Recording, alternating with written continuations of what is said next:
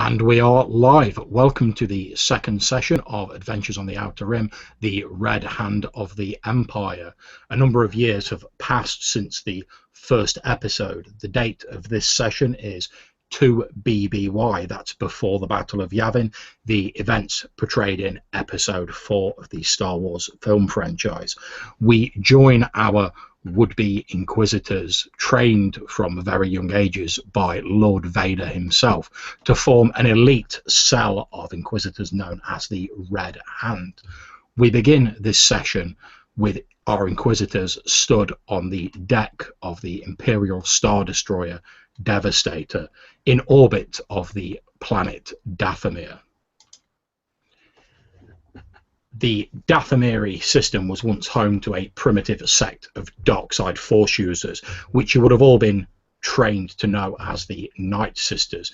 They were a primitive sect who saw the force as magical in nature. It is unknown what devices and artifacts they may have had on the planet. An expedition sent down to the planet have come across numerous traps and deadfalls. Also, there are primitive Zabrak who dwell on the planet, who have proven most troublesome for the Empire. So the Emperor resorted to placing a cordon around the planet and defining it as off limits. A week ago, a rebel fleet destroyed most of the Imperial blockade and sent parties down to the planets. A lone ship from the blockade escaped back to the Empire to take word of these treacherous rebel actions. The Imperial fleet, led by the Imperial Star Destroyer Devastator, has moved to the planet and have engaged the enemy vessel. Commander Strewun stands on the deck of the Star Destroyer, yourselves dotted about the main bridge. As you look out of the window, you can see the vast turbo laser battle that is taking place amongst a huge variety of ships, the sleek forms of the Imperial Star Destroyers against this ragtag amalgamation of tattered vessels, which is all that the rebellion can muster. Occasionally the vessel that you're on rocks backwards and forwards as a small fighter strafes the Star Destroyer on board, to fairly little effect. You see squadrons of the rebel X-Wing fighters being chased across space by Imperial TIE interceptors. Commander Strewun looks at the four of you and says, has there been any word from Lord Vader yet? One of his subordinates, who's listening to a comlink, says, no, I'm afraid not, Commander Strewun. We have no word on Lord Vader yet. His TIE fighter may be maintaining a communications blackout so as not to be picked up by the rebels.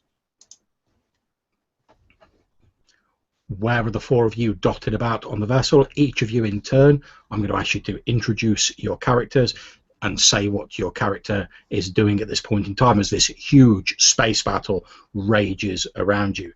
So we will start with Alan. If you can introduce yourself, Alan, say a bit about your character and say where you are and what you're currently doing on the deck of this ship. Hi guys, I'm Alan from the What the Dice channel. I'm playing Galvan Tark. He is a Makashi duelist, a young human. I think he's about 21 years old now since we last played. Yeah, he's just grown in power due to Lord Vader's teachings, and he's just currently on the ship, and even though there's, like, you know, chaos all around the outside of the ship, he's sat there calmly reading a book on the old Darths. Yeah, he's a bookworm. He loves his history. Okay, that's great. Thank you very much. Then we move on to Ben. Ben, if you can introduce yourself, say a bit about your character and what you're doing while this chaotic space battle rages all around the Devastator. Hi, my name is Ben McGinnis, also known as Ben Carrito. I am a player extraordinaire of no channel in particular. My character is Galen Fane, and during the space battle I am in deep meditation, sensing the forces intermingling through the force of the battle raging outward, trying to sense the currents and how they will draw us forward into the events leading into the future. Okay, thank you very much. Then we come to Ian. Ian, if you can introduce yourself, say a bit about your character and what he's currently up to. Hi, I'm Ian from the YouTube channel Fantastic Dimensions. I'm reprising the role of Dash Corin. He is a consular. He is recently turned 20 years of age now, and the experiences in episode 1, which took place a couple of years before this, have unlocked some late blooming force abilities within him. As he's standing on the deck of the ship, he would be standing pretty close to the kind of helm controls, kind of observing what the people at the various stations doing for navigation and weapons controls, but he'd be really paying attention to the orders being barked about by the various commanders on the deck, as he has a particular interest in command. Okay, thank you very much. And last but by no means least, we come to Josh. Josh, if you can introduce yourself, say a bit about your character and what part he's playing in this unfolding drama. I'm Josh. I'm playing Zako, same as last session. He started off as a Pathfinder, and his role in the group, since we have specialists in lightsabers and knowledge, has turned more to ranged combat. So he's picked up the sharpshooter specialization to complement his role in the group. And during the raging battle, since he would feel he would just be in the way on the bridge itself, he is actually down on the flight deck, probably chewing out some technician for messing up their Lambda-class shuttle. His obsession manifesting a little bit right now in the ship that he's sure they'll have to use at some point in the near future. So. Okay, thank you very much. Those of you who are stood on the bridge of the Imperial Star Destroyer Devastator, you watch as a squadron of rebel X-Wings heads directly for the ship that you're stood on the bridge of. Turbo laser fire strafes out, reducing most of this squadron to little more than burnt embers lazily arcing through the blackness of space. However, as you look out, you see one of the X-Wing partially still functional, although its life support seems to be failing from a jet of atmosphere issuing from the cracked window of the cockpit. You can almost sense the pilot's struggle within the cockpit as he wrestles his controls, aims his small fighter directly to the bridge, the raised structure on the Imperial Star Destroyer, and hits whatever power he has remaining. You see it at an angle spinning madly towards the deck that you're currently stood on. What do you all do? Frantically try to encourage the people and the weapons to take that ship out before it hits the bridge, as I kind of start stepping back and moving further and further away from the front of the deck.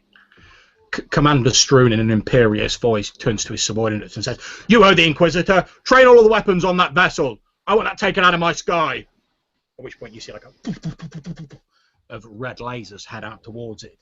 A few of them hit this X-Wing, but the momentum is still carrying it towards the vessel that you're stood on the bridge. You can see flames briefly flaring out of it before they die away with the lack of oxygen. Brace for impact. You hear Commander Strewun shout, "Close the blast doors!" and you see huge metal doors begin to close over the viewport out of the main bridge with a... Look for something to grab onto and hold onto. Okay, not a problem. You grab hold of the nearest workstation next to you. What's Galvin doing while this is going on? Obviously, you've been reading your book in quiet contemplation, and suddenly there's all this shouting, people barking orders. You can see the form of this X-Wing getting closer as these blast doors are shutting.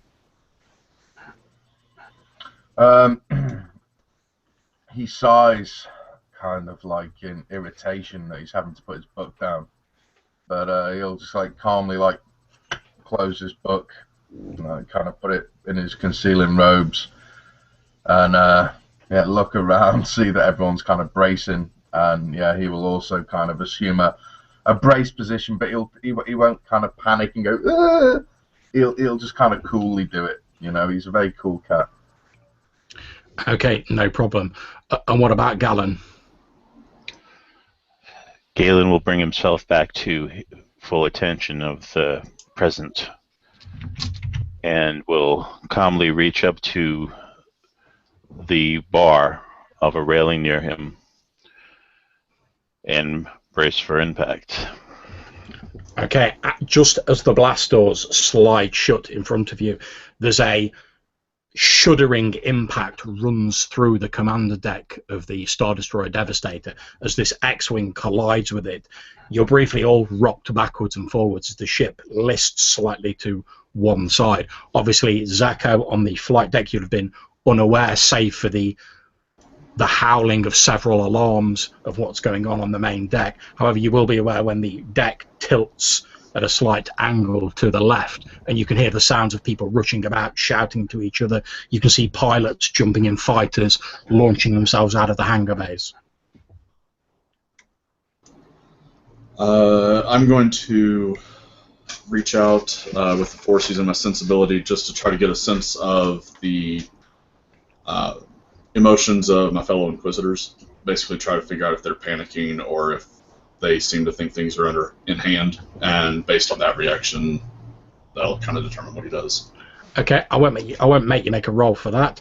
I'll just ask each of the other players to sum up what their feelings are at the minute. So, Galvin, what are your feelings at the minute, besides irritation that you've had to close your book? Supreme confidence in the Empire, the training that everyone's received, and he's got no doubts whatsoever that this is just half of the course. Everything's going to be fine, and he's just waiting to when he can actually get down and do his thing. At the moment, he's putting his faith in just the Imperial Navy kind of thing. Okay, thank you very much. Galen, what is your character feeling at the moment? Curiosity as to what the future holds. He has immersed himself deeply into the lore of the dark side and the Force in general, and he very frequently casts his awareness out and tries to sense the threads and how they fit together. Okay, thank you very much. And Dash, what is your character's thoughts and emotions at this point in time? Emotionally, he's very excited. He's exhilarated to be standing here on the deck of this ship in the middle of this battle. And that excitement sometimes does get the best of him, like when the X-Wing was hurtling towards the front of the deck. He was definitely got a little bit nervous for a moment there, but now everything's fine. He's regaining his composure, and he's confident but excited at the same time. His emotions are kind of all over the place. Okay, that is what you sense from your fellow Inquisitors, Zacho. All right. Given that information, Zacho, I'm assuming the technician probably got thrown about a bit as well and is reacting. I'm going to say for the moment he's kind of panicked a bit. Zacho is just going to grab him and say, "Get on the shuttle. We will have need of it soon." You will have all noticed that even though technically you are sort of still Inquisitors in training, effectively junior Inquisitors, that most of the people on board do automatically defer to your command, since you are obviously of the Inquisition. And this has been throughout the journey to get here, throughout the trip through hyperspace, etc. So when you tell the technician to get on the shuttle, he snaps a quick salute off and immediately begins climbing on the shuttle. Those of you who are on board the main deck of the Devastator, you hear one of the people who's on the comm link say, "Sir, we've got a holographic transmission coming through. I think it's Lord Vader's TIE fighter." Strewun snaps back at them, "Well, you know what to do. Put it through immediately." At which point a hazy, flickering blue image appears, hovering several meters over the decking in front of them. And a familiar voice says, "Devastator, are you receiving me? Devastator, this is Lord Vader. One of the enemy vessels has a pilot that is strong in the Force. My TIE fighter is disabled. However, I've taken out their propulsion. I believe they will make for the planet. What is your current status?" At which point Strewun says, "Yes, Lord Vader, we've sustained some damage, but we are fully functional. We are still continuing to deliver a devastating attack to the rebels." Good, good. I will be unable to pursue the individual down to the planet. As I've said, my TIE fighter has sustained severe damage. Until I return to the Devastator, you are to treat commands from my Inquisitors as though they had been dealt by myself personally. Do I have your full understanding, Commander? Yes, of course, Lord Vader. Your will be done. Good. I would hate to have to express my disappointment to you, Commander Strewn. At which point the hologram flickers a little bit as the signal appears to grow a little less strong, and Lord Vader continues. It will be necessary for someone else to pursue this individual down to the planet. Since they are strong in force, I suggest that my Inquisitors would be the natural choice. I will leave it up to them how they choose to pursue this individual. I suggest they see it as yet another of their training exercises. It should prove most illuminating for them. Vader out.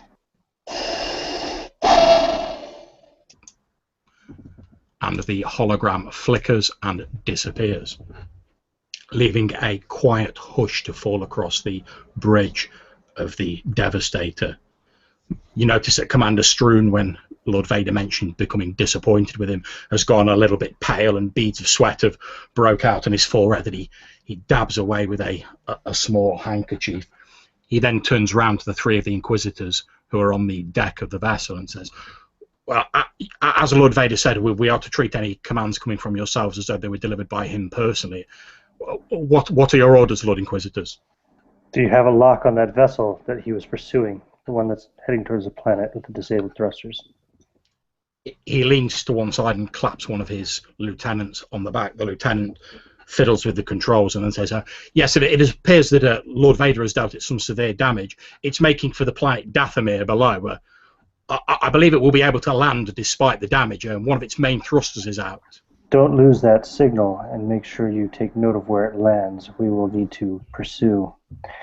And I'll look at Galvin and Galen, who are on the deck as well, and say, suggestions, course of action? I suggest we take a smaller craft down to the planet, find this individual, and put an end to their miserable existence. Finally, a real test of my skills. Indeed, brother, a test of all of our skills. Commander Strewn, who's still mopping his brow, looks over and says, I should warn you, Lord Inquisitors, I'm sure it's nothing that you can't deal with, but the area between us and the planet is crawling with enemy fighters. No matter. Silence, worm. That's why we're Inquisitors. We don't have fear of trifle things like space battles. Trust in the Force, and we will get down to the planet unscathed. I'm sure you can run interference for us, Commander. The Commander looks as though he's about to make some flippant remark when Galvin says trust in the Force, and then he sort of glances at the three of you and wisely decides to remain quiet. Instead saying, Lord Inquisitors, do you wish me to prepare a vessel or vessels for your departure? I'm afraid we only have a few fighters and a shuttle in the bay at the minute. Most of them are out there dealing with the rebels. Shall we take a vessel each, or shall we all try to go on one shuttle? I suggest the shuttle, we should remain together. Very well. Prepare the shuttle, and then prepare to cover our descent. Yes, of course, Lord Inquisitor. We'll have the shuttle prepared immediately. He gets on the comms himself and he says, Engineering Bay, prepare a Lambda-class shuttle for the departure of the Inquisitors immediately. And you hear I don't care about that now. Just prepare the shuttle as I ordered. Once we have safely landed on the planet's surface, you will then resume the full assault against the rebel forces. Secure the planet. Yes, of course, Lord Inquisitor. It shall be as you say. Right. I'm ready to start heading to the shuttle bay. Or engineering bay, you said it was, yeah? That's correct. It'd be the flight deck, but yeah. Flight deck, yeah, whatever it is, sorry. That thing with the place. Words, yeah, words. I'll go to that place where the shuttle is. I believe our brother Zako is already there. Yes. Indeed, you are already there, Zako. Yep. The technician that I've been harassing about making sure the ship is ready, I've got him in the co-pilot seat, and I'm going to be flying this thing. Okay, no problems at all. Assuming the rest of you head down to the flight deck, you do indeed see there is a single Lambda-class shuttle, its wings folded up, sat in the bay. There is the normal sort of force screen facing it, which allows objects to pass in and out at a certain speed whilst keeping the atmosphere inside the Imperial Destroyer. Through the green haze of this force screen, you can see the many explosions and freewheeling craft outside, as the space between you and the planet seems almost crammed to capacity with various ships engaging in dogfights, strafing each other with turbo lasers, etc.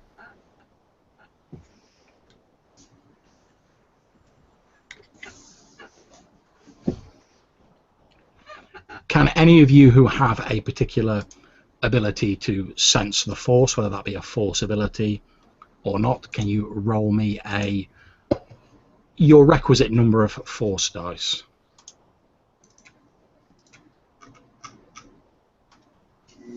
I don't think I have any particular ability that allows me to sense the Force. That's not like a natural thing for us, no? No, it would have to be a sort of deeper sensitivity to the Force. I don't have it then. Okay, no problems. Right, Galvin and Zako, as you're getting ready to climb into the shuttle and make your way down to the planet, you hear a strange sound tugging at the black end of and your... white. That's fine, as long as you've got a dark side, then you will pick up on this too. You hear a strange sound sort of tugging at the end of your awareness. It's almost as though someone was whispering down a corridor. It sounds a little bit like this.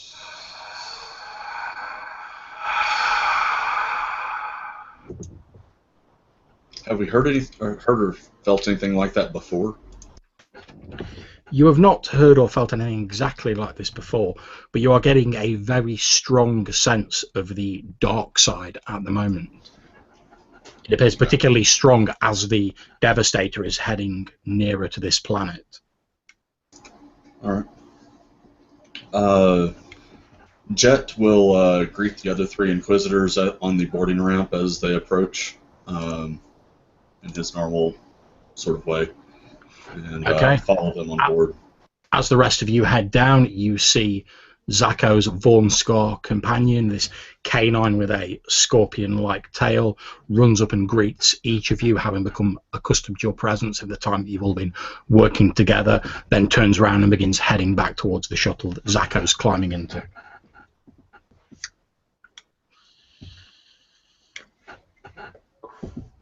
Okay, are you all climbing aboard the shuttle, or does anyone wish to do anything else before you get on board? No, we're ready to go. No, I'll be going on board, sitting down, clipping myself in, and taking my book out again.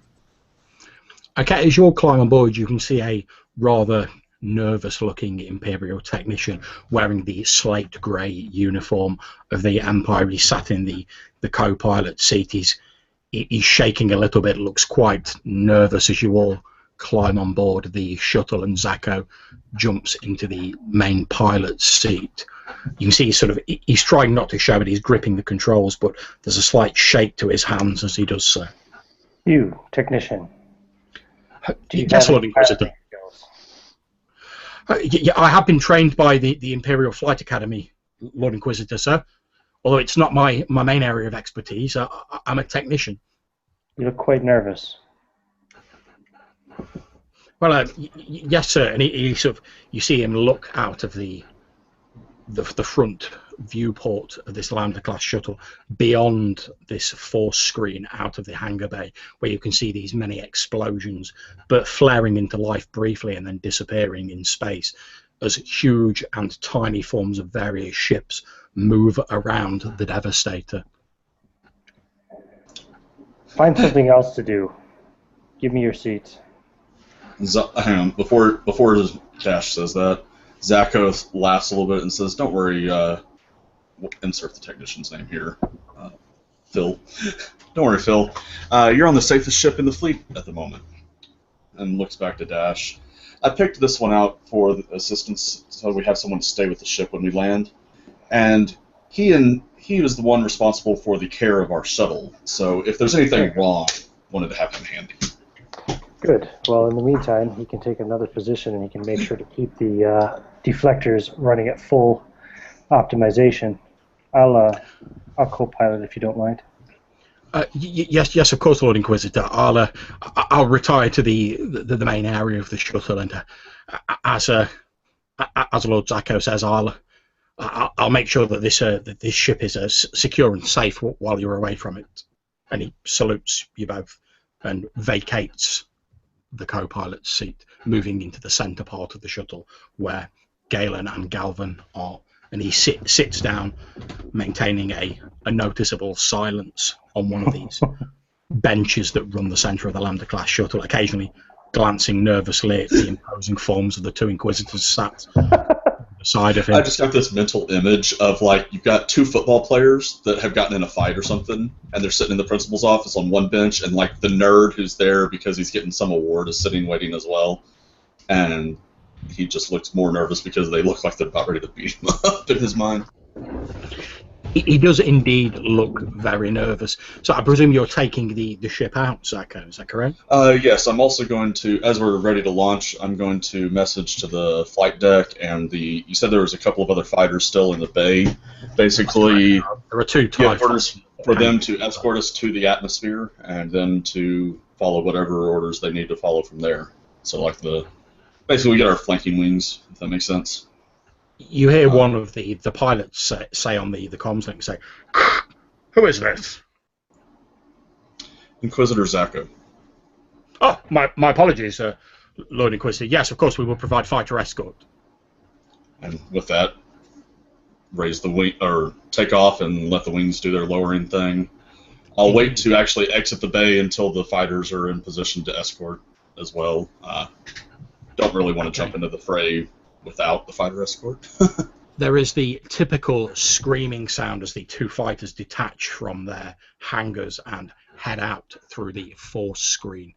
A few moments later, Zacho maneuvers out of the launch bay using the thrusters of the Lambda-class shuttle. As it heads out into open space, the wings fold down, the main thrusters come online, and looking out in front of you, just beyond this swirling space battle, you can make out this small blood-red planet hanging in the midst of space. I'm just looking at all these controls in front of me, and I say, "So, Zacho, how does this work?" And then I look over and just smile. Zacho just chuckles a bit. He's going to be reaching out with the Force. I'm dedicating one of my Force die to sense power for defensive purposes as I'm piloting to help us out in case we get shot at. Okay, not a problem. And sorry, go ahead. And I'm just basically I'm gonna take the lead with the fighter escort and head for the atmosphere and whatever between what I sense and his instincts, what's the best route. Okay, not a problem. You start making a sort of jinked path towards the planet. As you're continuing your descent towards Dathomir, you hear on the ship-to-ship comlink one of the pilots in the TIE fighter that's just off to the left. There's another on your right-hand side, maintaining a sort of safe distance from you, providing escort. You hear a voice say, "Lord Inquisitor, we have a squadron of enemy fighters incoming, moving to intercept." And you see the two fighters accelerate in front of you slightly.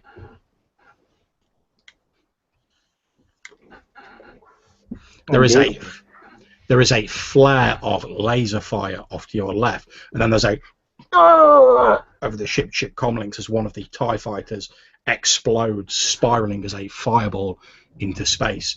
The other TIE fighter wheels around you to take that position and begins heading towards the enemy fighter wing that's heading towards you, firing his lasers wildly as he does so, maneuvering with all the skill of an elite Imperial pilot to dodge the incoming laser blasts. Okay, Dash and Zako, looking out of the view screen and with the scanners you've got available, you can see there are 10 enemy fighters converging on your position. Is there any kind of support I can run here using the scanners and computers just to kind of make things easier for Zako, like giving him information about the approaching fighters, etc., like locations, maybe targeting information, things of that sort? Yeah, if you make me a computers roll, difficulty 2, I will say that you can give a bonus dice, a boost dice to Zako's next roll. So that's Okay. 3 successes and a threat, is that right? Yeah, that's correct. Okay, not a problem. With the 3 successes, you can easily provide detailed telemetry to Zako, enabling him to thread his way through the now floating field of debris that takes up much of the space in front of you. However, with the catastrophe, you briefly see another. So with the threat, you briefly see another flare of explosion to your left as the second TIE fighter takes out 2 of the X-Wings converging on it, and then itself is riddled with laser fire and explodes briefly into a bright ball of fire. There goes our fighter escort. Leaving 8 of these rebel X-Wings moving in quickly on your position. Okay, so Dash is in the co-pilot seat. Galen or can't remember Alan's character's name because his camera's off. Galvin. Okay, Galen and Galvin. Which of you, from my experience, would be more agile? Probably Galvin. I'm stronger, but I'm not particularly agile. I've got 5 athletics. The cunning and the intellectual and the will side of things. I still think it's Galvin. Yeah, okay. What you just been saying. All right, then Zako is going to say, Galvin, can you man the guns? There's a gunner station on the Lambda-class shuttle, apparently. Mm-hmm. There is indeed. No problem. And I'll say, as he's like getting there, I'll say, okay, see, we've got these 8 fighters closing in. I'm about to dive to the port side. If you will take out the ones to the port first. I can do that. Okay, Zako, can you make me a piloting space roll? Difficulty 2, although that you will get a black setback dice because of the amount of debris that's filling this area. And Galvin, if you can make me a gunnery roll, difficulty 3. Can Zako also take a boost die from my telemetry information? Indeed, Zako does get a boost dice from the telemetry that you're able to provide him with, Dash. Alright.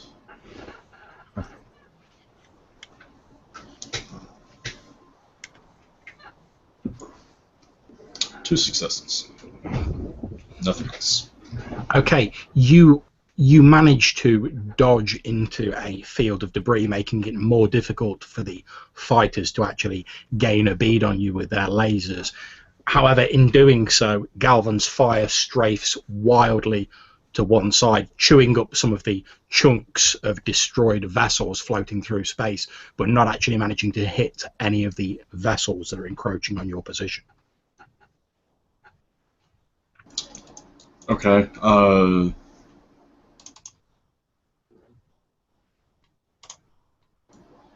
I would like to... Okay, here's what I want to do, and I think I'm probably going to have to spend a destiny point to make this happen. Okay. I want to, based on the telemetry I'm getting, because there's a space combat going on, even though we had our escort, there are other TIE fighters in the area. I want to, as I'm dodging around debris and stuff, basically bait these 8 into chasing us into a TIE fighter wing or squadron, and get into a more advantageous spot in the space battle, to where some of our other craft can help us out. Okay, as odd as it sounds, I'm going to ask you to make me a deception roll, difficulty 2 for this, since you're trying to deceive them into following you to their disadvantage. It's only difficulty 2 since they're quite intent on pursuing you anyway. Okay. Well,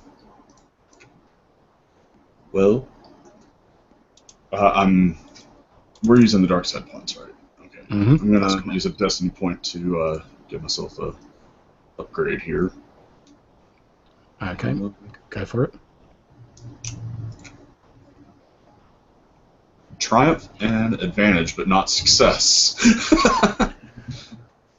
Okay, with that, what I'll say is that you have deceived them into following you towards these TIE fighters, but as they do, they appear to be a little more skilled in their piloting than you originally gave them credit for, so they're actually going to get a shot off at you before they run into this TIE fighter ambush, for want of a better word. Okay. Okay.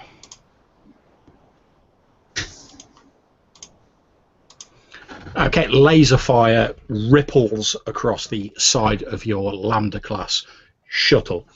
You take 2 points of hull damage to your ship. A few small shards of metal and unimportant circuitry spin lazily off from the side of your vessel. There's a shake that runs throughout the entire Lambda class shuttle, throwing you all to one side of the vessel as you briefly struggle to regain control, Zacho, and then right the ship.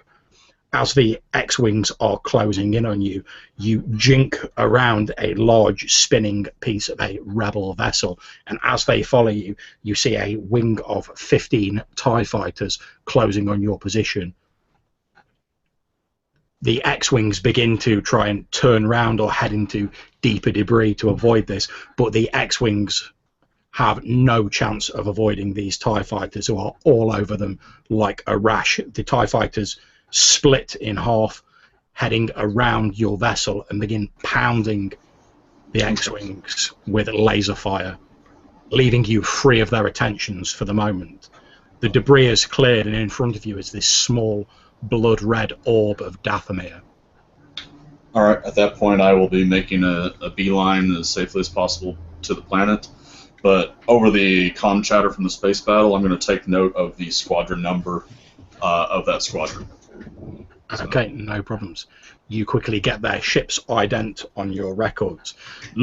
Scanning them as you do, you can see that although the X-Wings appear to be slightly more maneuverable and more good all around, these are highly trained Imperial fighter pilots. Only the best of the best gets to fly a TIE interceptor, and you watch with some satisfaction on the scanners as the signals of the enemy ships begin to wink out one by one. After a few moments, as you're heading towards the planets of heading into low orbit, you hear on the comms, "This is TIE Interceptor 15 reporting to Lord Inquisitor.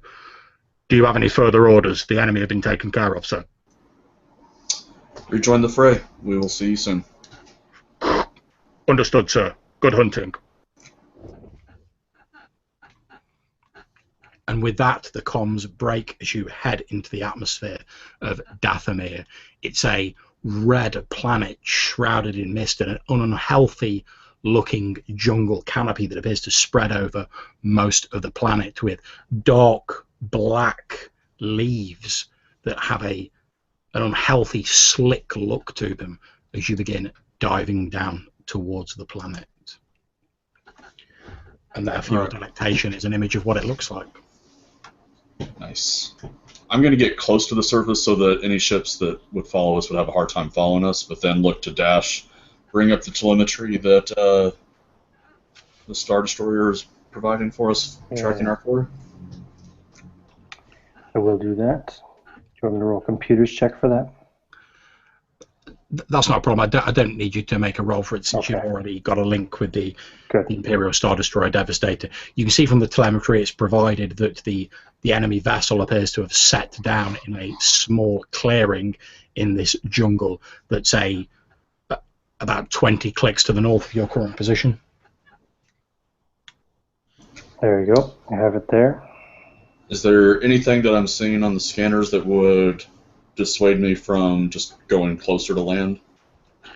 Okay, on the scanners, now you've actually entered orbit, you're getting a much more detailed viewpoint of what the planet looks like.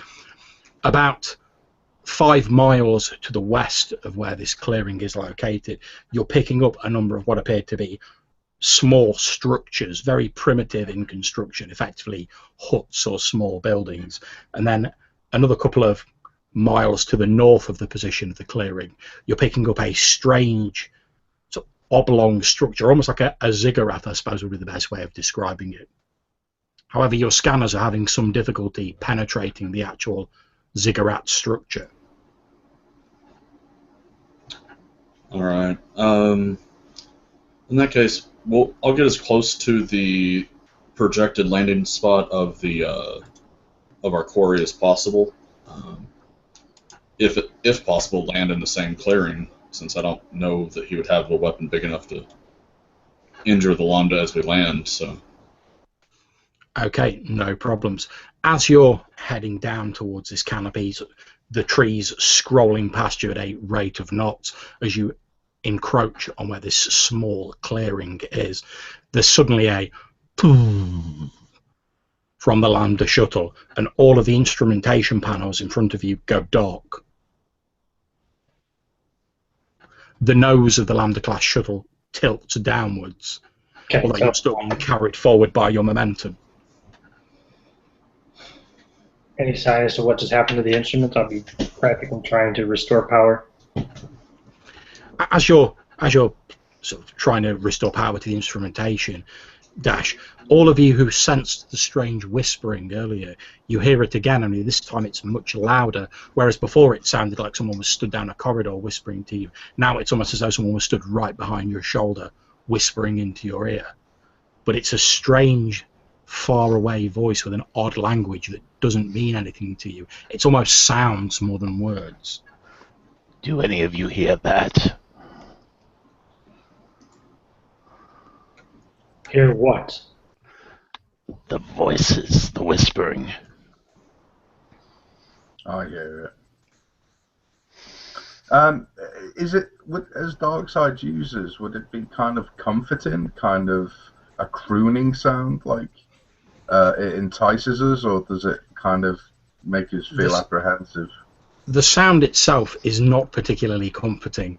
However, as you're heading down to this planet, you do feel a sense of belonging. Like I say, you've sensed that this planet is strong in the dark side, which to yourself, it almost feels like you're coming home, is the best way of describing it. But this strange whispering is definitely quite unsettling. It's not something you've experienced before when you've been in areas strong in the dark side. Meanwhile, Dash, you're still sort of trying to restore some power to these controlling mechanisms. As you're doing so, you notice a very light, sort of hazy green mist started to rise from the controls in front of you.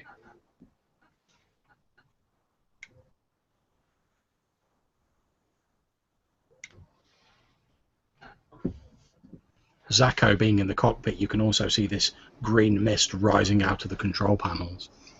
Zacho's response to all the instruments going dead is, as he just kind of holds in a chuckle, says, "All right, everyone, brace for impact." Do you have any kind of control at all? Is there any manual control on these things? You think effectively what your best chances, because you've still got the wings, which obviously give stability, you're going to have to effectively sort of glide it in as best you can. That's exactly. It's going to be But basically what Zacho's doing is he calls out the exact same line he did last time before he hit the thrusters trying to make the safe landing. So. And is there any kind of an odor coming from this green mist? Is it painful? Is it seem... There's no odor coming from it, and it's not really painful as it sort of touches your skin, but it does feel very cold. Remind us again why we let you pilot these things. Because you would have had us blown up in the before we reached the atmosphere. I never claimed any skill in piloting, but you do. As you're saying this and you're having this bit of banter on the comms, quite at odds with your guys cheering us, you've been in worse situations than this and you've come out of it before, you're all fine. However, Phil, the technician, is absolutely shitting himself. He's braced for impact, he's got his head down between his knees. Obviously, he doesn't have the confidence in the Force that you gentlemen possess. Zacho, can you please make me a piloting roll. You have 2 setback dice. The difficulty is 2. Alrighty, here goes nothing. Uh-oh. Okay, there is a loud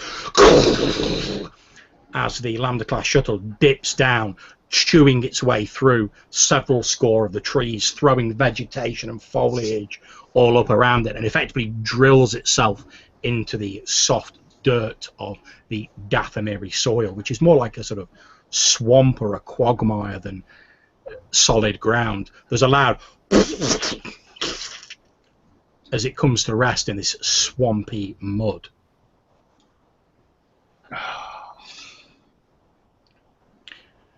Can each of you take 2 strain from being thrown around as this due to this crash landing?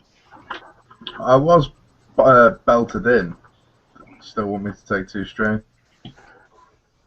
If you were belted in, I'll reduce it to 1 strain. However, I do drop my book, and that causes some irritation. I understand there's nothing more dangerous than an irritated Inquisitor. So what happens is, like, as we crash and we come to a rest, I've dropped my book, which is one of my favourites, so I'll kind of pick it up and then I'll look at the technician. Is he still cowering? You can see, yeah, he's still sort of braced for impact, effectively. Okay, well, I'm going to kind of, like, once we've come to a halt, unclip, bend down, pick up my book, and then I'm kind of going to, like, take one finger and kind of, like, raise his chin. And then with my book with 2 hands, I'm just going to wrap it across his face, just out of irritation. There's a loud as his face snaps to one side. Obviously, he whimpers slightly, but he doesn't dare say anything since you are an Inquisitor. You can see a sort of red, livid mark on the side of his chops where he slapped him with the book. I just feel like, get a hold of yourself. Yes, of course, Lord Inquisitor, and he sort of shakily starts sort of unbelting himself and standing up from his position. You can see you're sort of tilted downwards towards the front of your vessel at like a sort of 45-degree angle, where you appear to have drilled your way into the ground. At this point, Zacho says, "Well, that's another great landing for Zacho." And he'll start unstrapping himself. Oh, indeed. Scold the technician. I presume he was responsible for this vessel being in, ship shape as it's supposed to be, yeah? Mm-hmm. Phil the technician appears to momentarily forget that he's surrounded by Inquisitors as his professional integrity is questioned, and he just stands up and puffs his chest out of it, and he says, I assure you, Lord Inquisitor, this vessel was 100% operational when we left the hangar bay. It's not 100% operational now. Expect it to be in better condition than it was when we took off, when we returned. But sir, that's... I don't have the equipment necessary to begin full repairs on a shuttle. I'll get right up in his face, like where my nose is almost touching his nose, and I'll say, improvise. Oh, yes, Lord Inquisitor, of course. Get to work. Upon seeing Phil kind of sassing, like Dash, I'm going to like slap him across the face with quite some force and say, never speak back to one of us. You slap him across the other side of his face and his head snaps in the other direction, actually driving him to one knee, so he's crouched down. He stands up, sort of not sure which side of his face to rub first, and says, "Oh, yes, my apologies, Lord Inquisitor."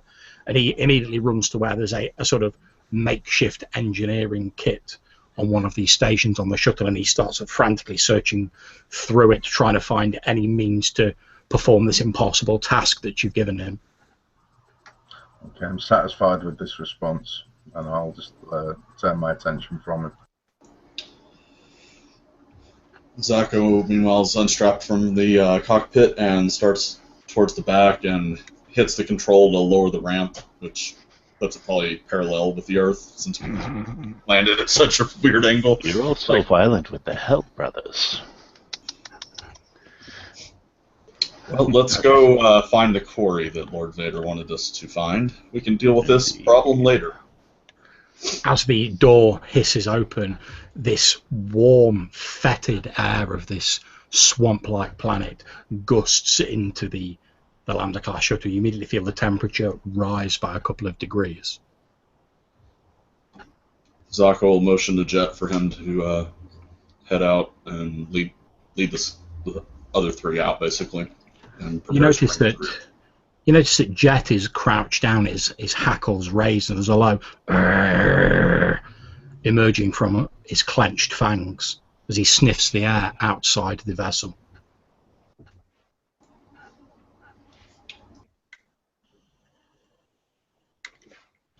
Okay, well, Galvin will be the first one to exit the ship. And when he gets to the bottom of the ramp, just calmly look left, look right. And anything nearby apart from this like kind of marshy shit that we've landed in. As you jump out, there's a loud sort of squelch as your feet landed. It's not like an actual swamp that you're going to sink into, but it's fairly sort of boggy around here. You can see, looking back behind the Lambda-class shuttle, this huge trench that you've ploughed through this forest. You can also see this strange sort of greenish haze hanging just above ground level. It seems to swirl almost like a liquid as you move through it. It feels slightly cold to the touch, but otherwise seems to do you no harm. Same as what was rising up through the equipment panels before we crashed? It looks very similar, yes. Although it's a lot more concentrated here. Can I make a lore roll to see if any of this makes any sense? Or if You can certainly make me a lore roll. It'll be difficulty 3. Okay.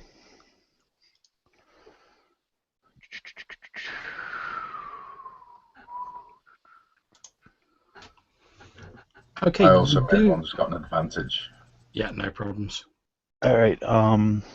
John, what does it mean when I have a black square on it?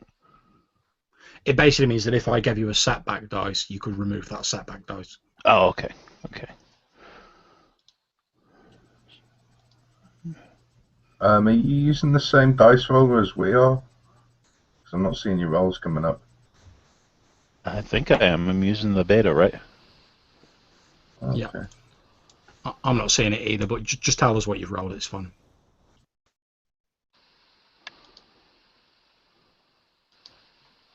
It came up when he did his force dice earlier. Yeah. Have you made your roll, Ben? No, I'm about to. I'm just setting it up. That would explain why it hasn't shown up yet. Difficulty 3.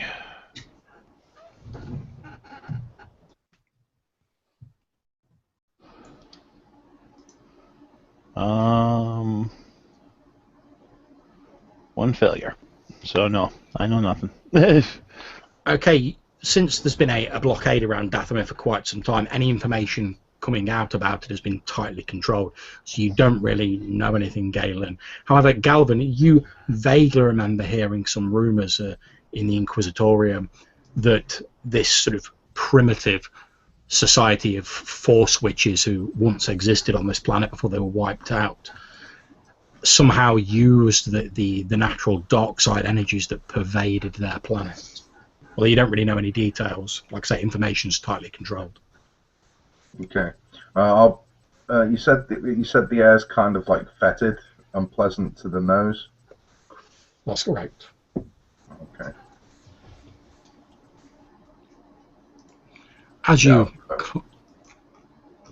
climb out of the vessel, so a few hundred yards away to the west of you, you can hear the sound of something or some things moving through the trees, disturbing the foliage, obviously getting nearer to your position. Like loud crashing, or just the sound? What kind of silhouette thing would be making this noise? It's difficult to tell exactly. The sound appears to be curiously deadened. There's an odd lack of echo on this planet, but it sounds like a group of sort of roughly human-sized creatures pushing their way through the foliage and forcing their way through the trees. Is analogy We should find some cover, brothers. anything about life forms on this planet, or? Sorry, say again, Dash. I was saying, would a xenology check allow me to know anything about life forms on this planet? Or... Yeah, you can make a xenology check, difficulty 3. Okay. Just straight here.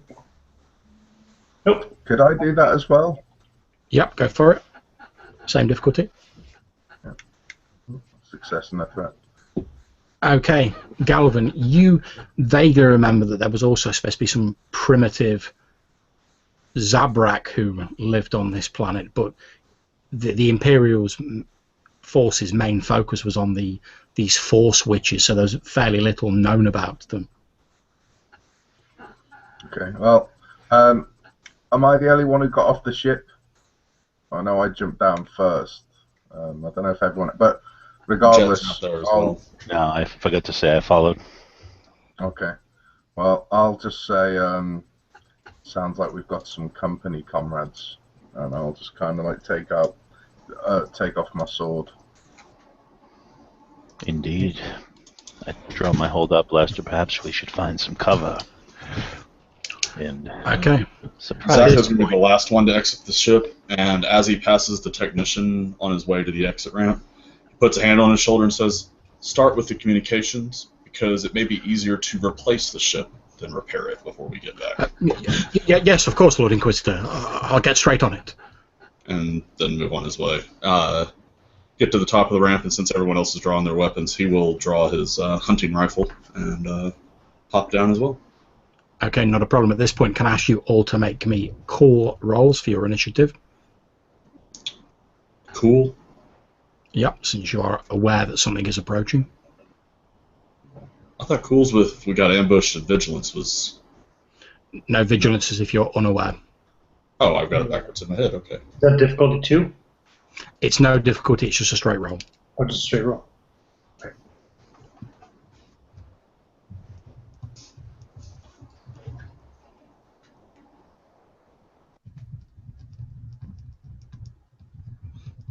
Okay, we just need Galen's roll. What did you say? Cool rolls? It's just a straight call roll, no difficulty. Okay.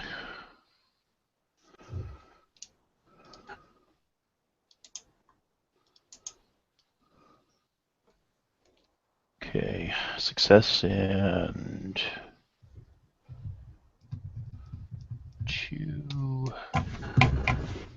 Okay. advantage.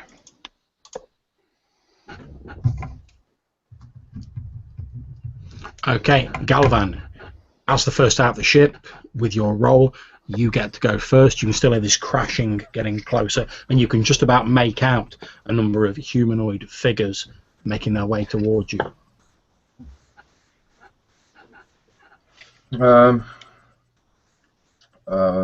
Humanoid, are they armed? You can see they appear to be carrying some sort of spears or something similar. You see the glint of what might be a blade as they're hacking their way through these trees towards you. Okay, and I can see what they look like, yeah? Yeah, as they move closer, you can see they are humanoid, bold. They have numerous horn-like growths on their foreheads and intricate patterns of tattoos etched onto their faces. Okay, I would like to use my force power to make myself look like a Zabrak, or like one of those. Are they a Zabrak, yeah? Yes, they are, yeah. Yeah, okay, I'd like to use my force power to cast an illusion on myself so I look like one of them. Okay, not a problem. Make your roll. Bam. Okay, not a problem. You shimmer for a moment in their eyes and you take on the form of a Zabrak version of yourself. As these figures burst out into the clearing around the vessel, you can see there are actually 6 of these Zabraks carrying what appear to be large machete-like blades, crudely wound around with wooden or bone handles. They run out of the trees with their swords raised, and then upon seeing you, Galvan, looking like one of their own, they slowly stop and lower their swords, looking a little confused. Okay, and like Galvan will kind of like, even though he looks like a Zabrak, he'll smile like a reassuring smile and start walking towards them. But like kind of without saying anything, but just gesturing behind me at the lander shuttle. Like, so I'm kind of like confused by it, saying like, "Look, guys, look at that," you know. But without, I'm not saying a thing. The Zabrak, who appears to be the leader of this motley group, steps forward to meet you. His 5 companions hanging back a little bit, his sword lowered so it's down by his side. As he steps towards you, in a growling voice, he says, "The temple has been violated."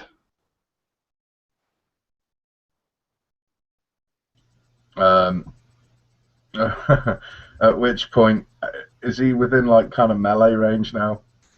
Yeah, he's literally a couple of feet in front of you. Okay. Suddenly, like, I'll just bring the sword down and like a sweeping arc across his chest. Okay, not a problem. Make your combat roll difficulty 2. It's just gonna sting.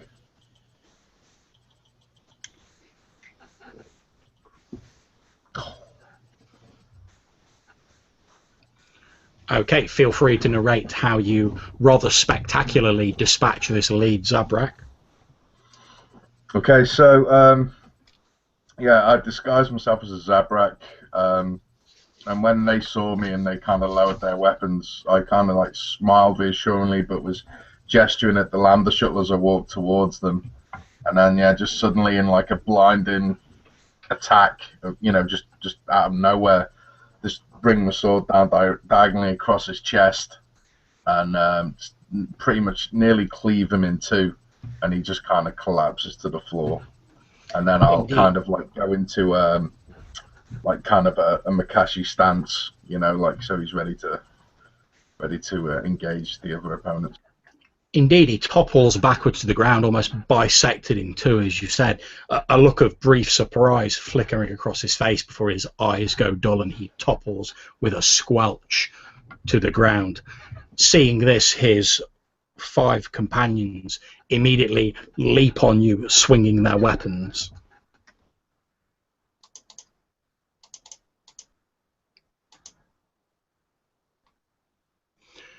Okay, what is your soak? My soak is 7. Okay, you take 4 wounds. As literally these 5 Zabrak, all swinging these machetes, just leap on him, swinging these weapons down and hacking at him wildly, shouting these undulating war cries as they see their leader hacked down by Galvan. They all let out this like, "Ah!" and just throw themselves on him, hacking madly at him. He almost disappears under these 5 Zabrak. Then we move on to Dash. Well, I will open fire from this range with my holdout blaster. Okay, not a problem. Make your shooting roll difficulty 2. Ranged light, right? That's correct. Sorry, I didn't. That roar of anguish, I didn't realise my mic was unmuted. I just forgot to do something. Okay. 2 failures and 2 advantages. Okay, so you've not actually hit one of them. However, as you're firing at them, they are forced to maneuver to avoid your shots. So you could use that to give a boost dice to someone else during the turn. Do I have to choose who it is, or can anybody pick it up? Anyone can pick it up as long as you're happy for them to do so. Yeah, absolutely. Okay, we then come on to... Did you roll any difficulty dice when you attacked me? Just looks like a bunch of greens and yellows. There's no purples. Well, you're absolutely right. My apologies.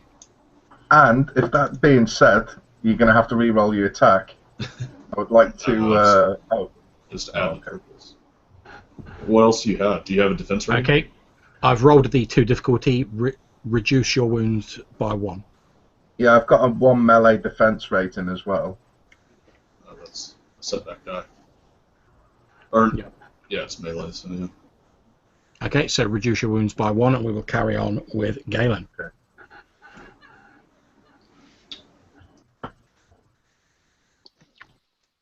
I'm going to shoot at the Zabraks with my blaster. Okay, make your shooting roll difficulty 2. Difficulty 2.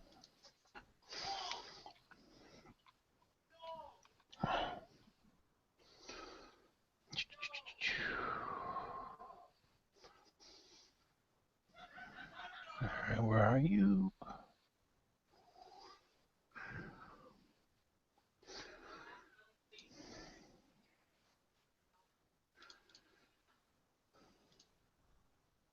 One success. Okay, and what is the damage of your weapon? It is...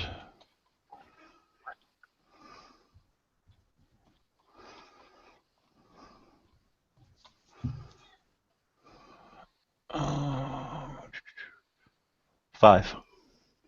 Okay, feel free to narrate how you spectacularly dispatch one of these Zabrak with your weapon.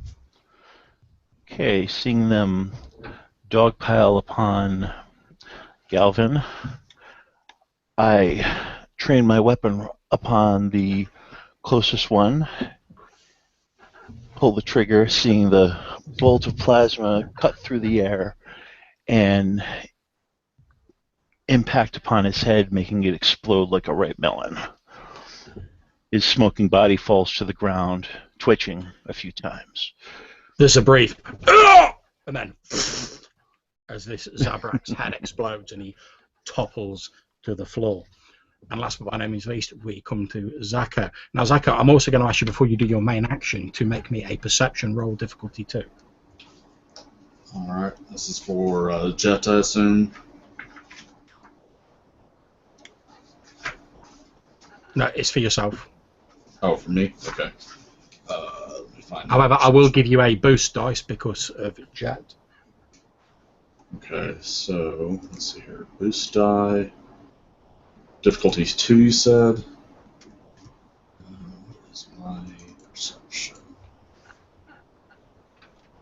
Okay. One green, one blue. 2 successes and an advantage. Okay, as you're looking around, again you hear this strange...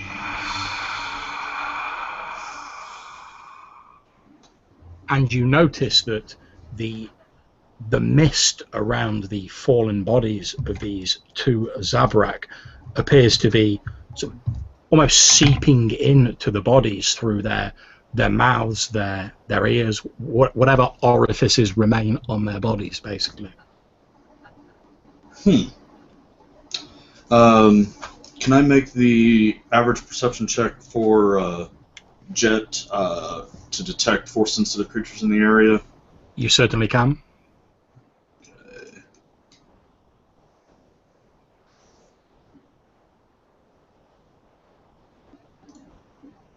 Apparently there's too many in the area at the moment.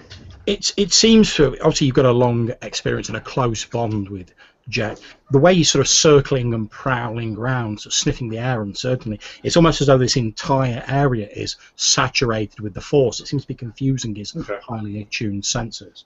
Then I give him the quick motion to attack the Zabrak. Okay, go for it. Deal with his attack first. Okay, it's difficulty 2. One of those is red, though. Okay. Do they have melee defense? They do indeed have a melee defense of 1. Okay. Then, so he's going to be maneuver to get there and then jump at one of them. He will attack this guy with his. He's going to try to bite him. Just leap and bite. Okay, go for it. Triumph and 2 advantages, so he does not hit, but he gets a triumph. Knock that guy to the ground. I want to use the triumph to knock that guy. He basically pounces on that guy, knocks him to the ground, and I want to use it to such a way that the other 3 that are still up, his falling down kind of puts them kind of lined up for me. So the 2 advantages will be then for Jet giving me a boost die. Not a problem. He pounces on one of the remaining Zabrak, forcing it to the ground. You look up, you can see these other 2 lined up, sort of looking down at their comrades, slightly confused as they're sort of raising their swords to have another swing at Galvin. as one of them is borne to the ground by Jet's ferocious attack. All right. So I'm going to aim, which will give me a boost die. Then I'm going to suffer 2 strain to do the true aim maneuver, which gives me a boost die and upgrades my attack roll. Yep. And then I've got my. I'm going to dedicate the second force die to the last sense power to upgrade my attack roll as well. Trying to think if there's anything else I can do. So there's 3 guys left, or 4? There are 4 guys left. One of them, however, is lying prone on the floor with Jet on top of him. There are 3 still standing. The 3 guys up is who I'm taking aim at the lead guy to see if I can take them all out. All right, so I got 6 successes. Tell me what your total damage is. So 6 successes becomes 19 damage. Okay, feel free to narrate how you dispatch the remaining. Well, you can dispatch all 4 of them if you wish, including the prone one. Oh wow. Okay, so as the prone one is falling and the 3 are dodging back from him, I take the shot at him since he happens to be closest. The shot will blast through his head as he falls and continue through from the powerful hunting rifle through the torso of the second one, the abdomen of the third, and through the thigh of the fourth in a single blast, bringing them all to cauterized wound ends. Okay, not a problem. You see, as these Zabrak are raising their swords to strike at you, Galvin, there's this, and they are literally blasted away from you by this salvo of shots from Zako. One of them is actually still alive, although he's got this gaping wound in his side as he falls to the ground. He's probably not going to be alive for much longer. One thing does strike you as odd, Galvin, from your vantage point, is you notice that he's got a look of fear in his eyes, but he doesn't appear to be scared of the injury that he sustained or of Zako's devastating fire. He's actually trying to scramble away from where the bodies of his fallen companions are lying. You can see, for the first time in this whole melee, you can see a look of absolute terror in his eyes as he's sort of trying to scramble backwards on his haunches, blood leaking out of his side at a rate of knots. I walk up to the Zabrak that is scrambling away. I look at it. What are you afraid of, worm? He tries to speak and coughs. Blood sprays out of his mouth, and in a slightly gurgled voice, he seems to be slowly fading out of consciousness. He probably doesn't have long left to live. He points a shaking hand at the fallen bodies littering the area around Galvin, and he says, we need to burn them. We need to...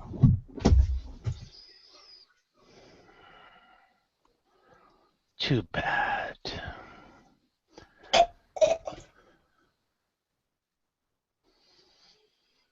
Did he just say something about burning the bodies? Indeed he did, brother. Galvin, can you make me a perception roll, please? Difficulty 2. I certainly can.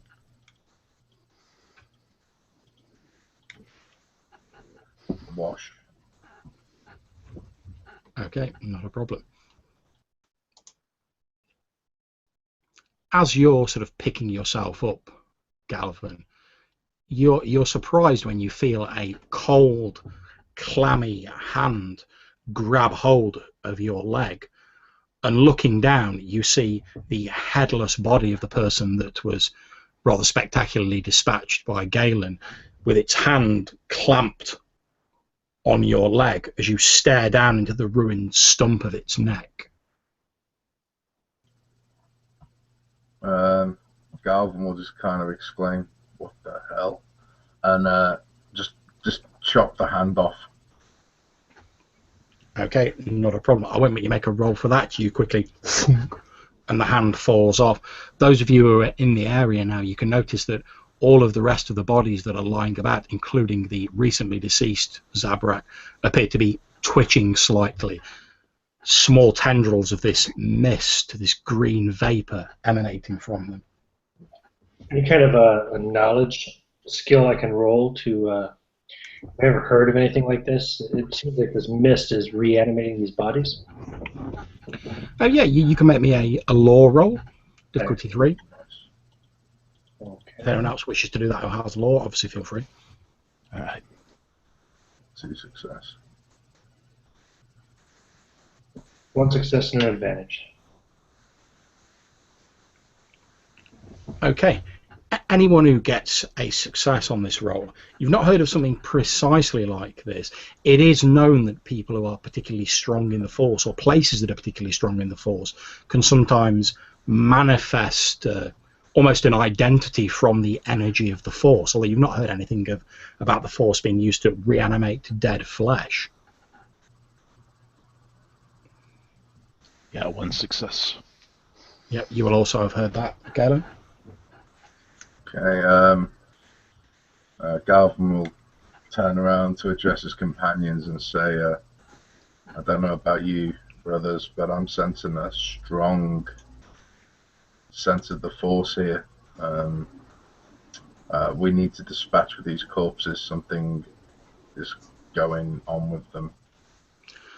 As Galvin says something is going on with them, all of the bodies that are littered around suddenly lurch to their feet, or what little remains of them, as though they were marionettes that had been pulled up by their strings. Those of them which have faces, they appear emaciated with a sort of glowing green in their eye sockets, tendrils of this green mist escaping from their mouths and eyes. And they begin slowly shambling towards you, reaching out with their hands, seemingly forgetting all about their weapons. To which Zacho says, I wonder if a blaster rifle still drops them, as he tries. Okay, make your attack roll.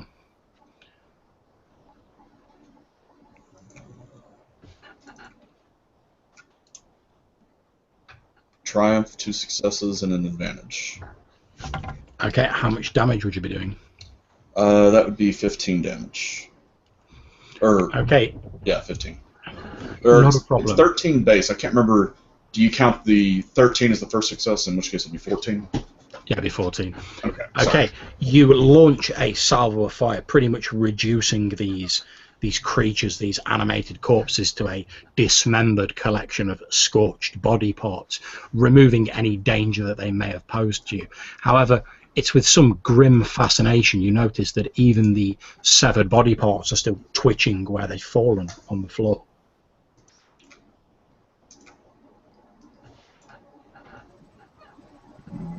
Galvin would like to just with a flurry of like a chef out of Benihana, just totally dismember them. Okay, that's not a problem. I won't make you make a roll for that. You quickly slice and dice them to a very fine julienne consistency. Again, you notice that even the smaller chunks of them that are lying around are still twitching slightly. Although they anything that still no, can move is basically. yeah, they pose no threat to you at the moment because they are sliced and diced thoroughly. But like I say, even the chunks are still sort of twitching, and you notice this green vapor still drifting from them. Right. Do we have anything for the... We could learn this technique. Sorry, say again, Dash.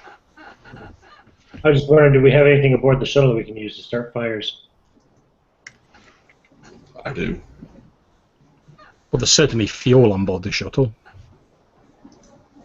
Well, and I've got the wilderness survival kit. Yep. Good. You would certainly have fire-making equipment in that. Fire-making equipment and stuff, so. I think we should try burning them. I'm going to... We'll pile most of it up to torch, but I'm going to get a sample of it and just set it on the ramp of the shuttle for when we come back to take with us to investigate. Not a problem. You take your sample and you torch the rest. As it burns, there's a high-pitched squealing sound from the remnants that you've piled up. Perhaps it's just a sound of air escaping from the burning tissues, but for all the world, it sounds like a keening wail that appears to echo throughout the jungle before fading away. Can those of you who have particular sensitivity to the Force make me a Force roll?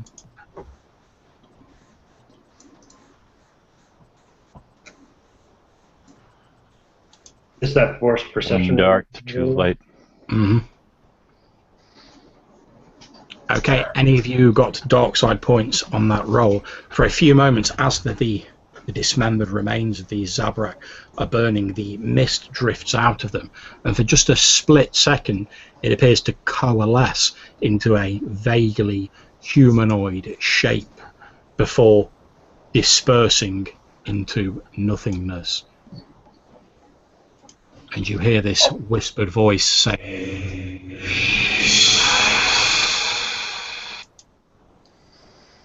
on board the Lambda shuttle, would there be some sort of, like, for want of a better expression, like a glass container, like I could use to try and gather some mist and then seal it so it's airtight?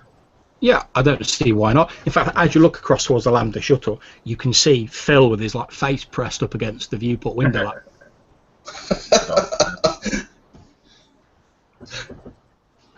I can't imagine why he would get distracted by what's going on outside. Yeah. It's obviously not the normal sort of thing he sees, but you do quickly, Galvin, secure effectively like an airtight beaker from the ship. That's not a problem. You gather some of this mist up in it and secure the top. Okay, well, when I was back on board getting the sample, John, I saw Phil pressed up against the window. I was gonna tell him, like, didn't the Inquisitor give you a job to be performing right now? Yes, of course, Lord Inquisitor. I'm just waiting for the diagnostic sampler to finish its scan of the ship, so I can best determine where to begin repairs on the sensor array, sir. It'll just take a few moments, sir. Carry on. Thank you, sir.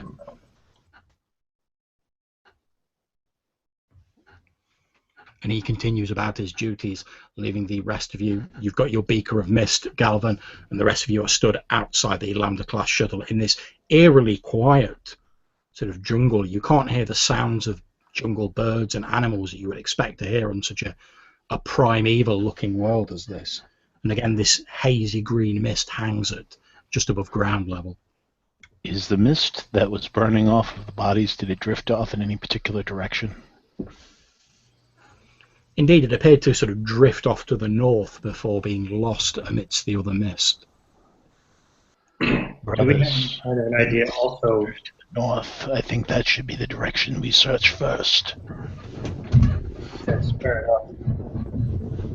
Also, do we have any idea as to the direction in which the other vessel landed that we were? It would have been about half a click to the north of where you are. Cool. Just wasn't sure if we lost track of direction or anything in the crash. Yeah, Zachary pretty much managed to aim the vessel squarely at where it was going, but you didn't quite make it the full distance. Okay. I'm going to use my seek power, seeking out the X-Wing that we know is there, just to make sure that I dial us in on it, basically. And Zacho and Jet will start leading the way, since as the Pathfinder, that's kind of my role in the group in this type of situation.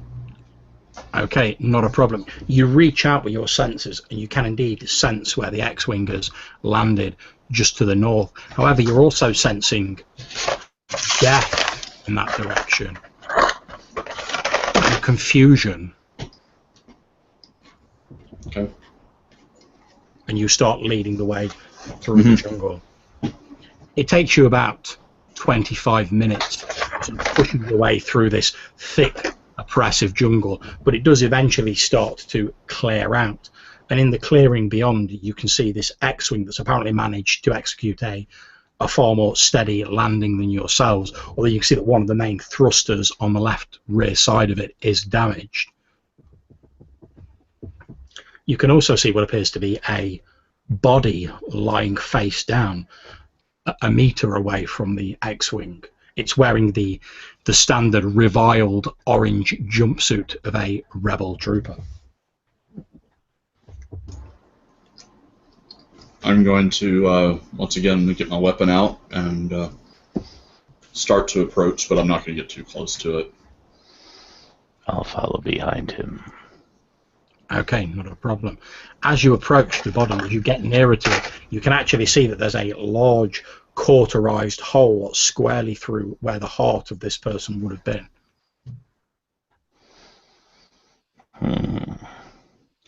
Well, I guess we won't be interrogating him. An energy weapon doesn't fit with the natives that we've just encountered.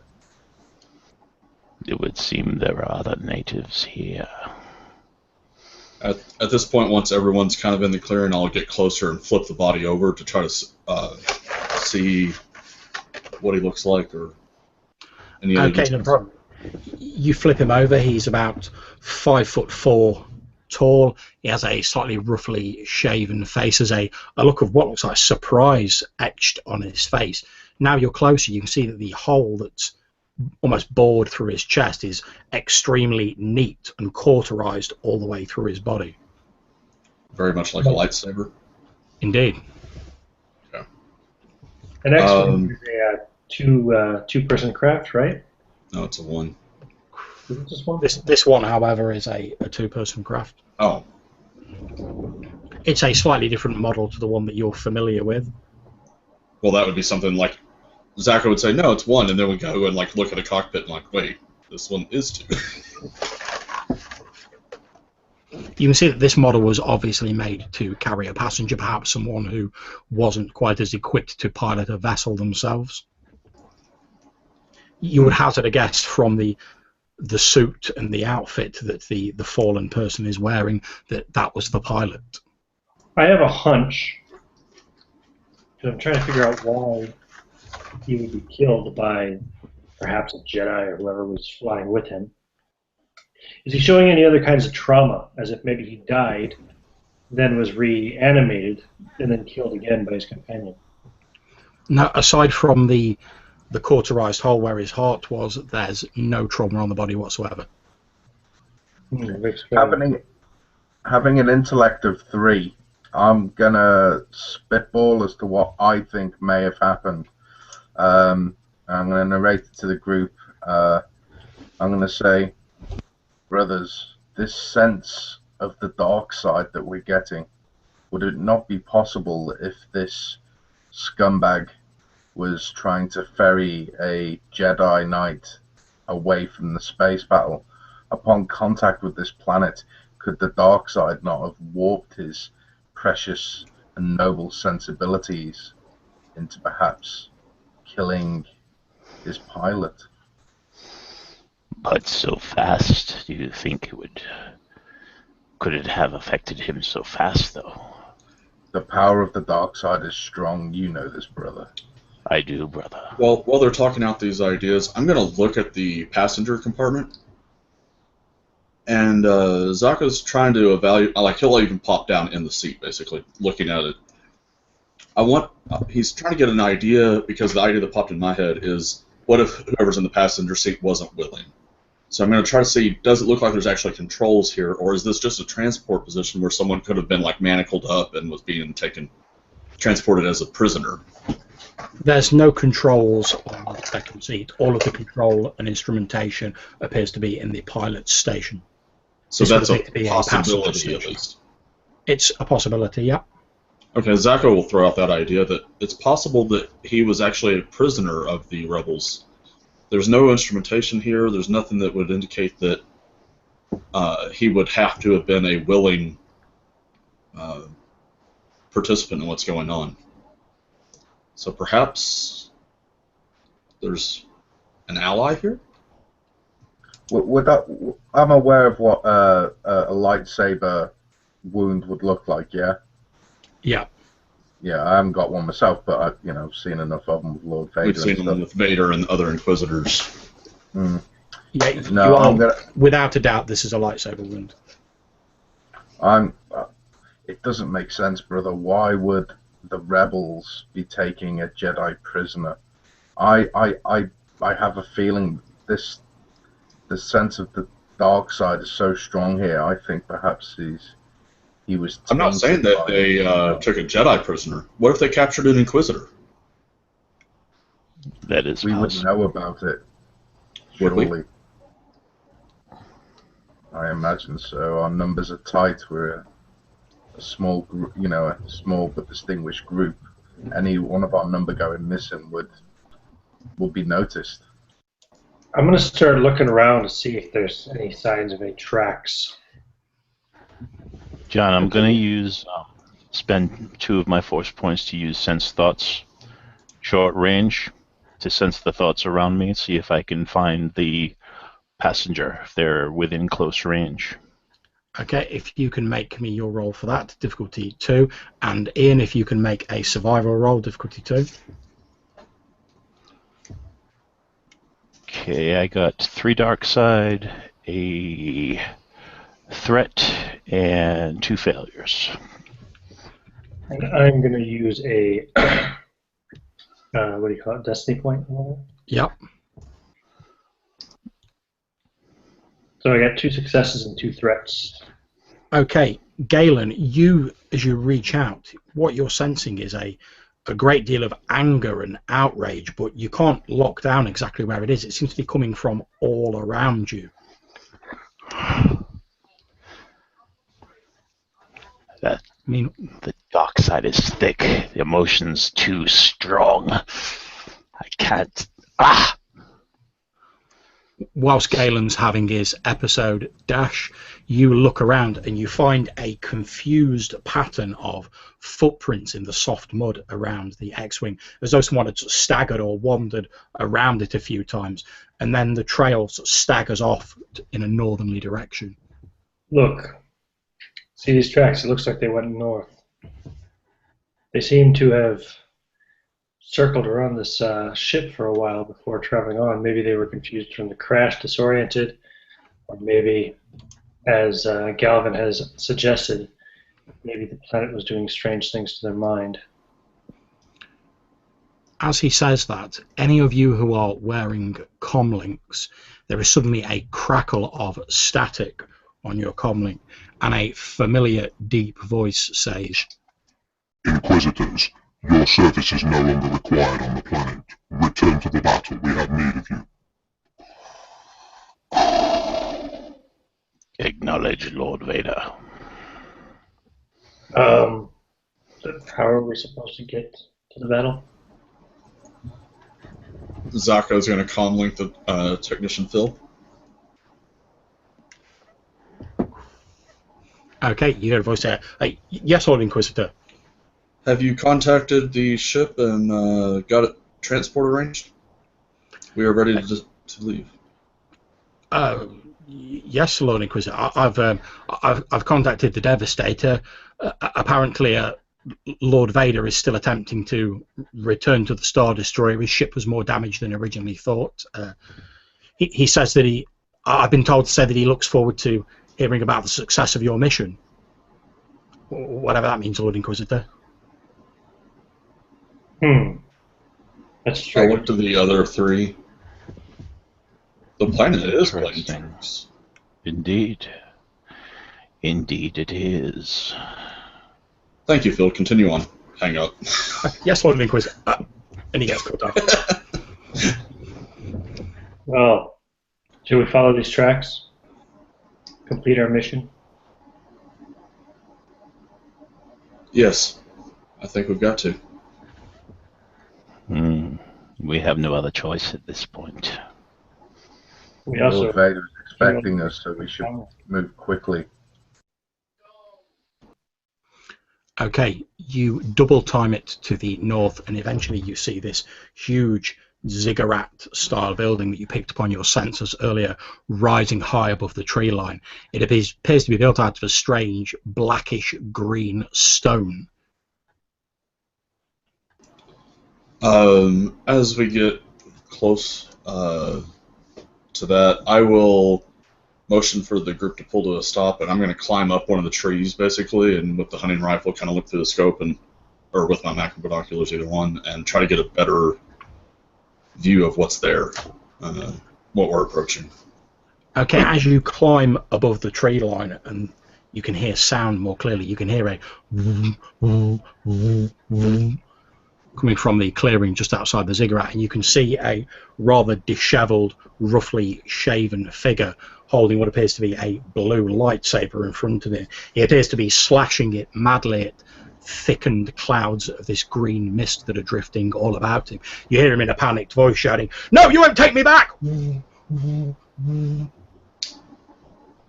Alright, I'll hop back down the tree, look to the group. There's a Jedi Guardian ahead, or a wannabe.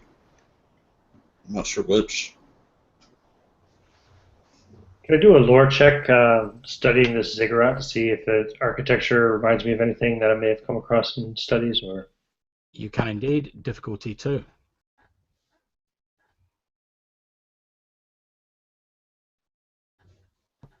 one success and one triumph.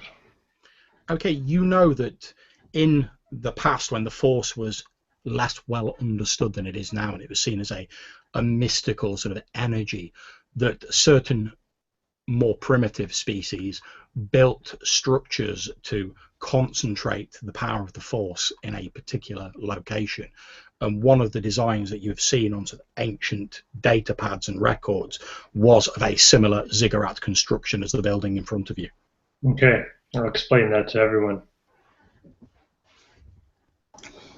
Alright. I'll mention, I think we should try to take this Jedi alive, as I flip my hunting rifle over to stun setting. Wise choice, brother.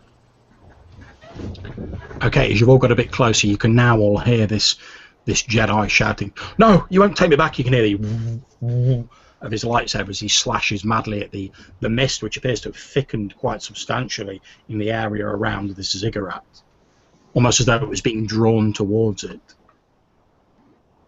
Alright. Once we get close enough, I'm just going to take up and do a sniper shot style on him. I'll do it from long range, using, and I'm going to aim, true aim. Long range would be difficulty 3 base. Does he have any defense or anything like that, or further upgrading of the difficulty? The difficulty will be upgraded by 2. Upgraded by 2? Yeah. Alrighty.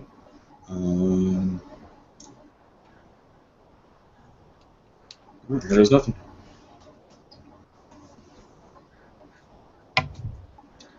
So triumph, 17 damage and 3 threats. Okay. Your blaster shot rings out in the silence of this Dathomiri jungle, zooming towards this madly slashing figure with unerring precision. At the last moment, he swings his lightsaber around, deflecting some of the force of the blast. However, the remainder of it hits him in the side, and he lets out a "Arr!" as he's thrown backwards onto the ground. And that was strained, so it's done damage. Okay. He's slowly sort of trying to pick himself up, but you can see he's trying to shake off the effects of this stun blast that you've hit him with. What's Galvin doing while this is going on? Triumph there. Galvin will attempt to use his his misdirect power to kind of just become like the Predator, you know, just invisible, blends in with his surroundings. Okay, not a problem. Make your roll. Oh, nice. Okay, your outline seems to shimmer, and you almost like chameleon-like as you blend in with the background. In which case, I'm going to start kind of like flanking him, like circling, but taking a very wide berth. But I want to kind of approach him from behind, ultimately. Okay, not a problem. Can you make me an athletics check, please? Difficulty 2. Yeah. That'll probably take a bit anyway, because I'm firing from long range anyway. So 2 success. Okay. As you creep out galvan of the trees blending into the background. This madly slashing figure looks directly at you and he gestures with his hand. A large chunk of masonry from the building hurtles in your direction. You duck at the last minute and there's a psh as it disappears into the trees behind you. At which point I would like to... Is there anything I can take cover behind? Because my illusion clearly hasn't fooled him. That's not a problem. You're just outside the tree line, so you can easily step back into the tree line. Yeah, that'll do. Okay, while that's going on, what's Galen up to? I'm going to use influence and increase his fear. Okay, not a problem. Make me a roll. Dark and a light. Okay, you see his eyes widen in terror. He already looks pretty scared. Now he looks absolutely terrified. He turns round and plunges into the thick green mist obscuring the base of the ziggurat, where he becomes lost to view from you. How do you react to that, Dash? Well, there's now a Jedi hidden somewhere in the green mist, so I don't want to get anywhere too close to that. I've got my hold-up blaster out. I'm staying back because I don't want to engage a Jedi in melee combat. And my blaster, I decided to keep it on lethal setting, just in case. Okay.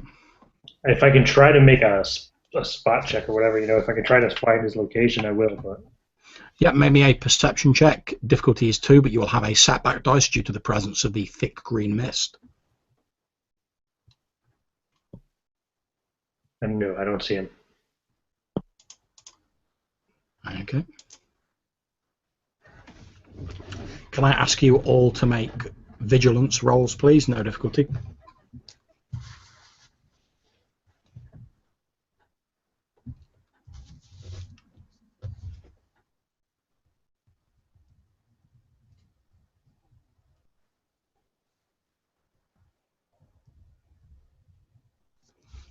Okay, and if you can make yours as well, Galen. Where's vigilance? It should be on your skill list. It's the bottom skill on the main list. Oh, I found it. My bad.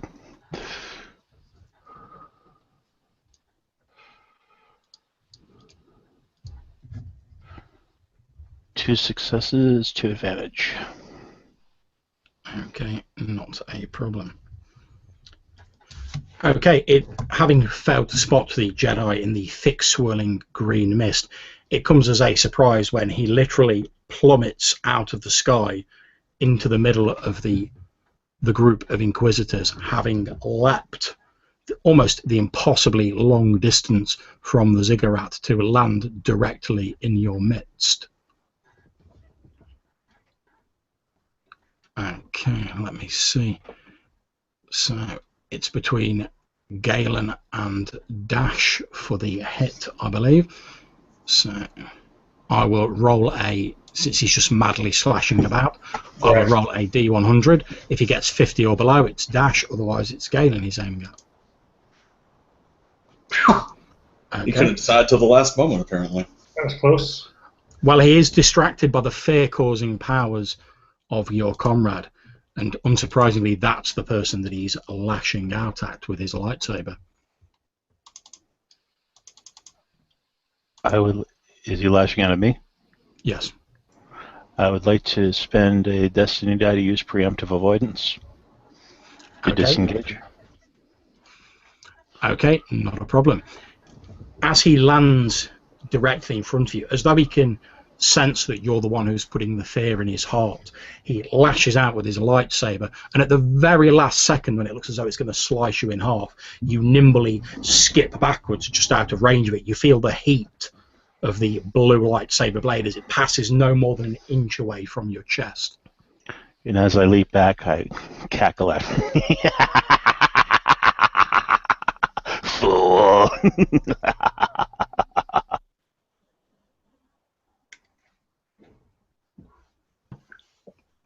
Okay, so that's his go dealt with. We now come to Dash.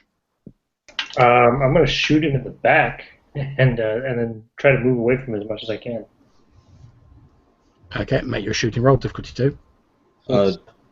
Quick question: don't players can choose what order we go take the initiatives in, right? Yeah, I'm just keeping it in the order you've rolled it, just to be simple. Okay. Well, I mean, I was just going to say, since Dash has his on lethal, if I could take him down with the stun bolt, that'd be... I'm going to use a destiny point as well.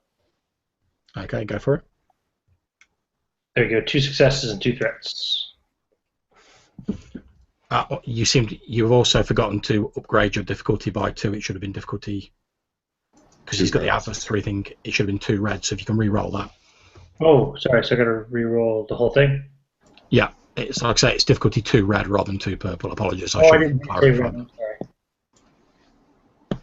The way I've been doing that I find easy and less confusing is I say, like, difficulty 1, challenge 1, since it's a challenge die versus a difficulty die. Makes it... Nope. I got an advantage and 2 failures. Okay, you shoot a blast at him, which he deflects with his blue-bladed lightsaber. However, it does drive him back several paces, giving one of your companions, whoever chooses to take the actual bonus dice, a boost dice. We then move on to Zacho. Use the boost dice. I'm going to use that boost dice. And I'm going to aim. Or actually, I'm going to true aim. Okay. I'm not going to strain for an extra action this time. Use the boost dice, Zacho. I am. I've got it in there. This guy, is he at short range for me? Or yes, he is. Okay, so short range is difficulty 1 base. Correct. So and then it's upgraded twice, so that would be 1 red, 1 purple, right? Correct, yeah. Okay. So we got that. And does he have defense? I can't remember if you said he did or not. He doesn't have defense, no. Okay. Alrighty then. So that would be 14 stun damage. And okay. Feel free to narrate how you stun this crazed Jedi. Alright. After the shot that he dodges back, I swing around and take a cool, calm, collected aim and shoot him square between the shoulder blades with a hunting rifle stun bolt. And I'm going to use the advantages that time to help me recover some strain. So, like, the coolness of the moment and everything and how easily it flowed helps me relax a little bit from the stress of the encounter so far. Not a problem. There is a blast of blue energy striking this crazed lightsaber-wielding figure square between the shoulders. He lets out a small groan, his knees crumple under him, and he falls to the floor, the lightsaber clattering out his hand. The blade disappears, leaving just the handle as it hits the dirt, followed shortly by him. Nice. Run up and grab that shit. Poor fool. Yeah, not a problem, Dash. You take like 2 steps forward, pick up this lightsaber. Not a problem. He's unconscious. He can't do anything about it. Did anyone remember to bring the binders? No. I've got this. As I hold up my blaster rifle again, he starts to stir, I'll just put him back down. That's your job, isn't it, Mr. Interrogator? Prisoner control. I'm embarrassed. I left my kid back at the shuttle. Alright. Well, I'm sure we can find some vines or something. Retrieve his weapon, and I'm gonna pat him down after rolling him over just to see if he has any other weaponry on him. Yes. He appears to be carrying a small blaster pistol and the lightsaber, which is obviously Dash's yoinked. Does he have a utility belt? Oh, Dash already grabbed the lightsaber? Dash has grabbed the lightsaber. He still has a small blaster pistol. He doesn't appear to be wearing any sort of utility belt, no. I will toss the blaster pistol to Galen. I'll take the utility built off of him as well. Never know what trinkets someone has in that sort of thing. And sorry, out of character kind of thing here, but like none of us have been trained in lightsabers or anything yet. But could we use one? You would have been given basic training with practice lightsabers. If you have the lightsaber skill, you may use one.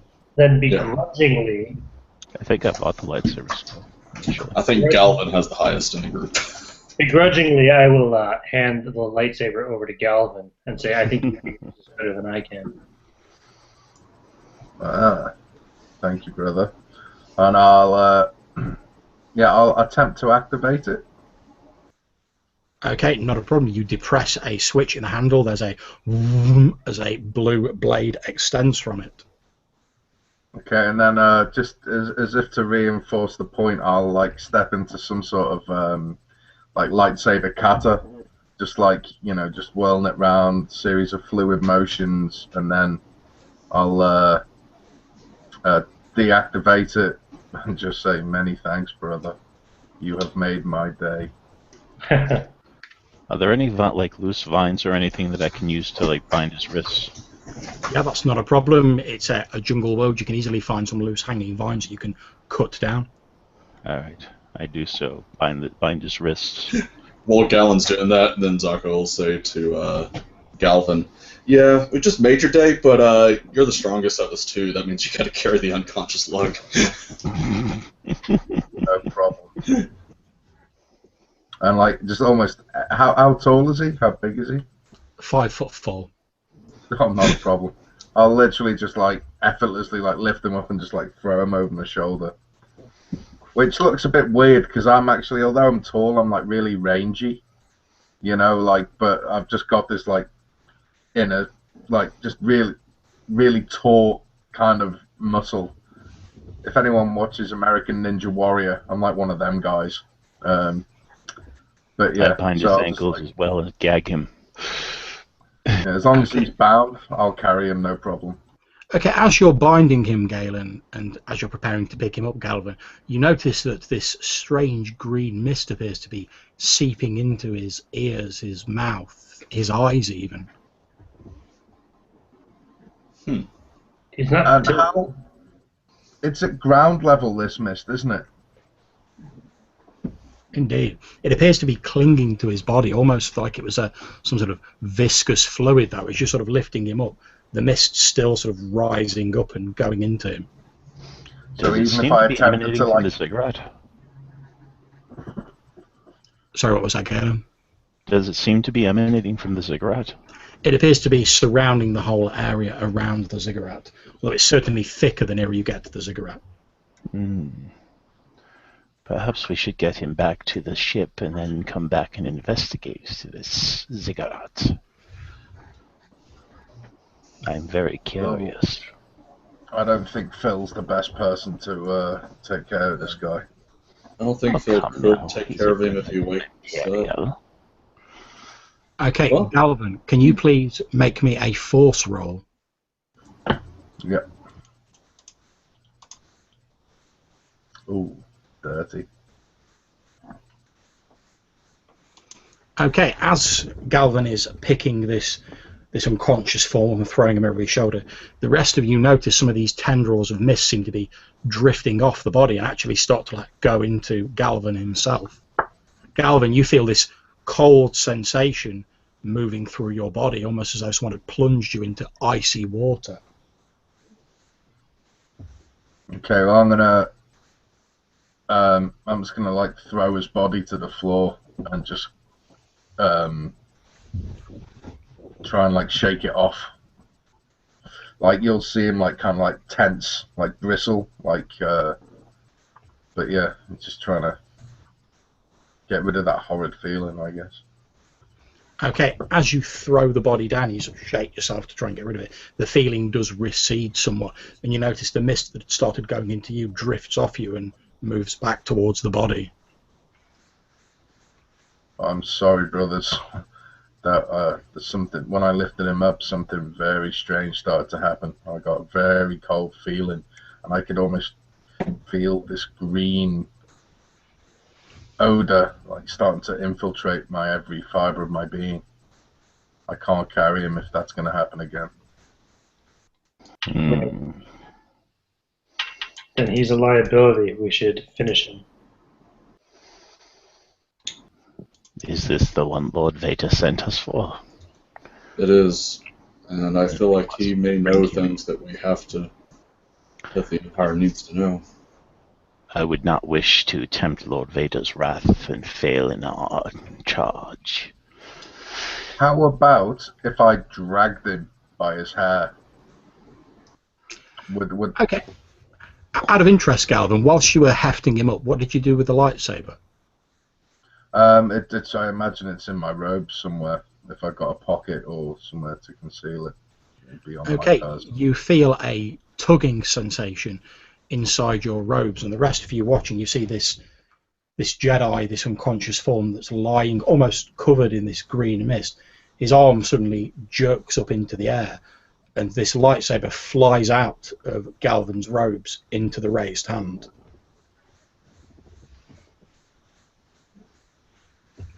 Okay. So much for vines. Yeah, wasn't his hat when his hands bound? Indeed, they were. So how are they free? In fact, as you look down next to him, you can see the vines still tied, lying next to him. Tricky little bastard.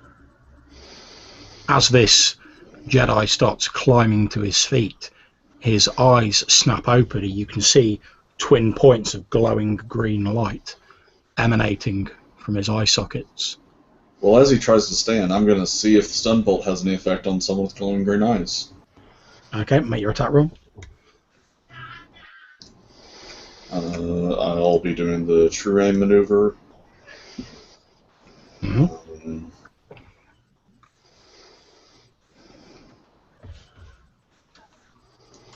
Let's see.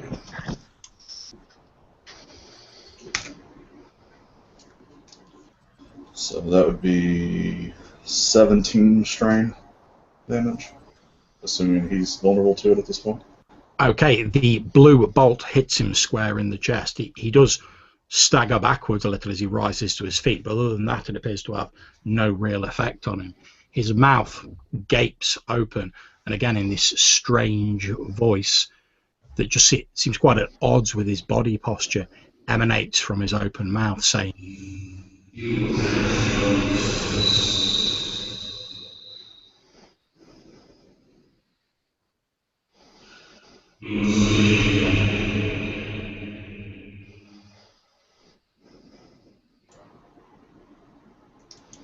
Anybody understand what he's saying? I'm listening to the speaker and I can't tell if I can understand it or not. Are our characters able to kind of understand that, or is it just another language? You can sort of make out a few words, but it's as though someone's shouting at you down an impossibly long corridor. You think you make out the words, "Take us from this place, we must leave here."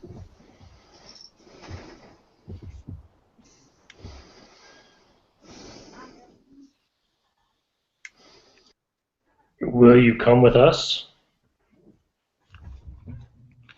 The voice continues, "You will take us beyond this place."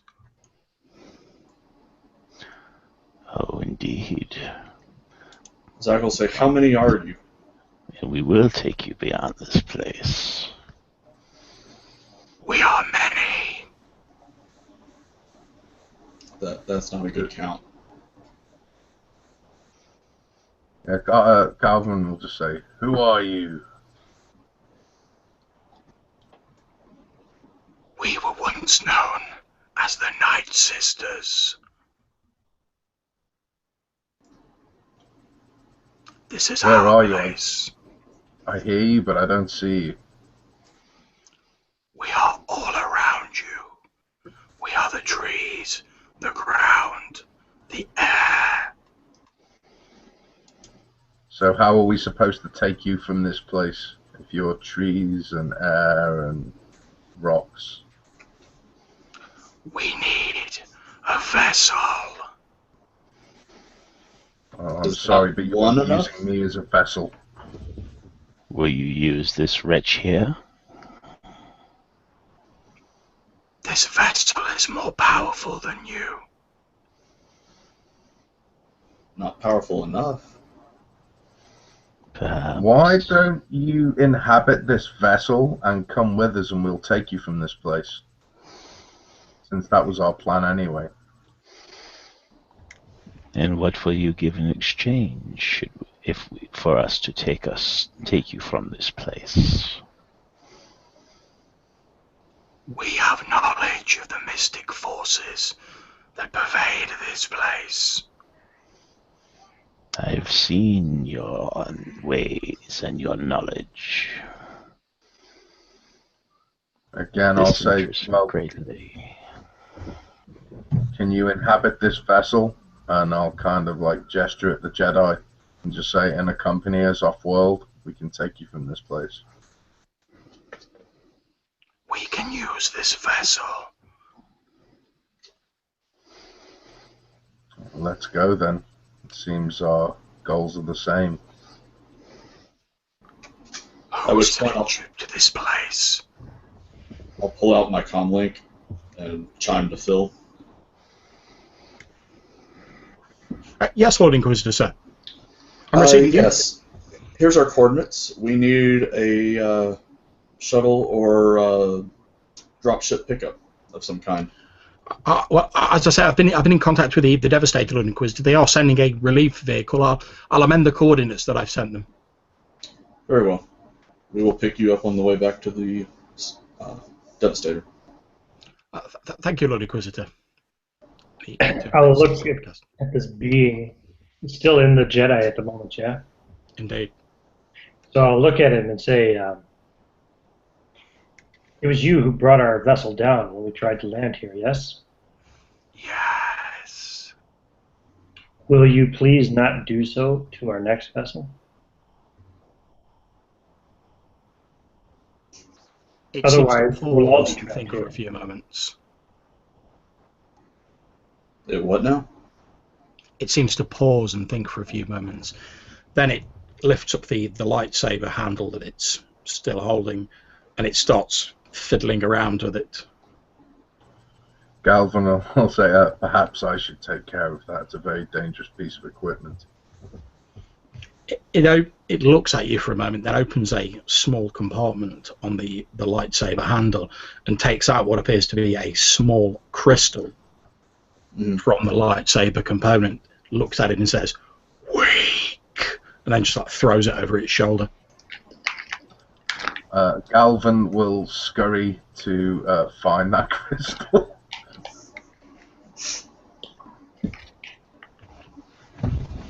That's not a problem. You can easily see where it's fallen. It's just lying in the mud.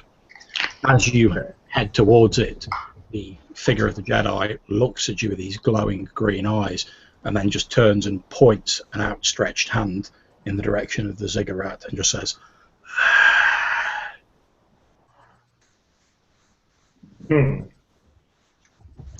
Lead the way. I'll still pick it up anyway. "Yeah, no problem." You pocket it. It's also dropped the handle of the lightsaber on the ground, so you can scoop that up as well if you wish. Yes, please. And this strange possessed figure of this Force user, this Jedi as you suppose it to be, begins walking towards this ziggurat. You notice as it walks, the mist seems to drift apart in front of it, and as it clears, you can see a small rectangular opening just big enough for a single person to pass through in the front of this ziggurat. What do you make of this, brothers? It's very disconcerting. Oh, indeed. But I am very, very curious. Perhaps there's a more powerful crystal in there. Seems to be what it's implying. I would like to see. Yes. As you follow this figure into the ziggurat, it's dimly lit by torches placed in sconces on the walls. It appears to be just one large chamber inside. However, the torches burn with a strange, baleful green light that casts an eerie hue on the inside of this stone building. At the far end, you can see a brick wall covered in strange hieroglyphs that you're not familiar with, although anyone who has xenology can make a roll here. Difficulty 3.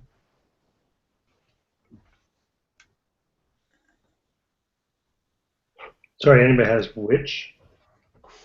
Xenology. Oh, yeah. Okay. That's the one I got. The only one of the lures. 3 purples, right? That's correct.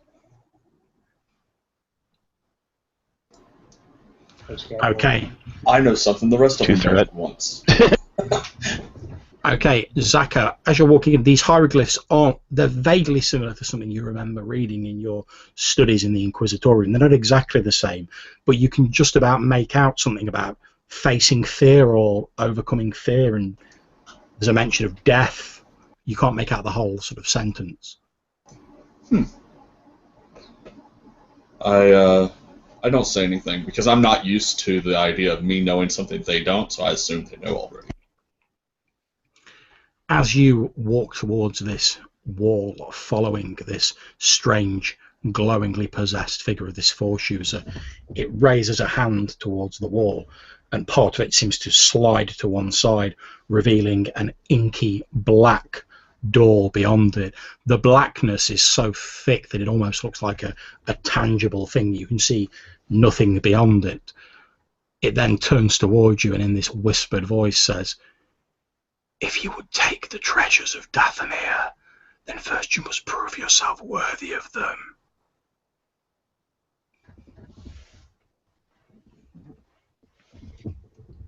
And it points at this inky black doorway. How do we prove our worthiness?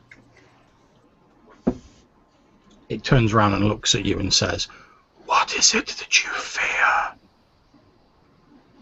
Sako just steps forward and heads for the entrance. With Jet at his side, leading the way, like usual. Okay, as Zako steps through this door, it's almost like the blackness envelops him, almost like an oily substance, and he disappears entirely as he steps through the threshold. Now, Zako, what is it that your character most fears? Ooh, that's a good question.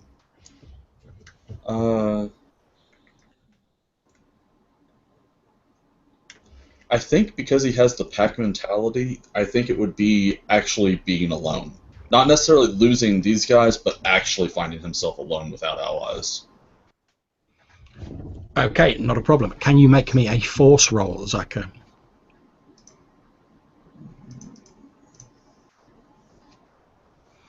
Okay.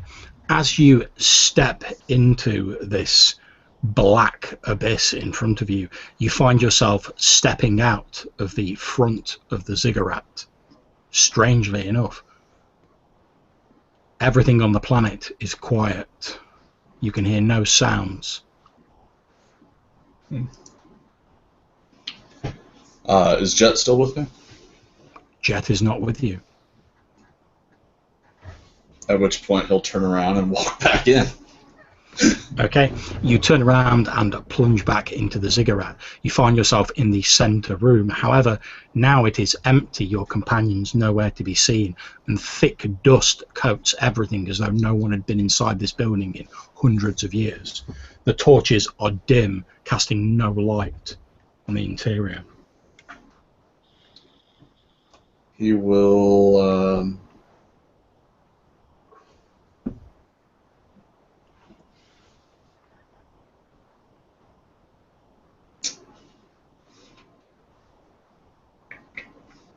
He'll try his comlink. Okay, you try your comlink and you get a few minutes of static on it. That is all. Checking through a few channels, getting static everywhere. Indeed. He'll be like, okay, well... Huh. Just as the whole pause, looks around again. And he starts exploring the temple further, thinking surely this is some sort of trick of the mind or whatever. Okay, not a problem. You start doing that.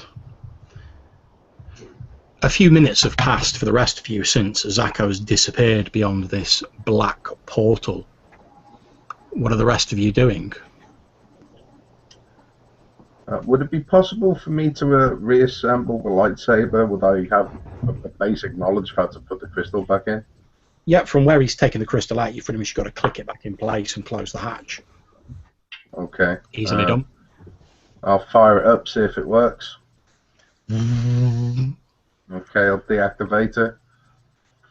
I'll walk through the doorway.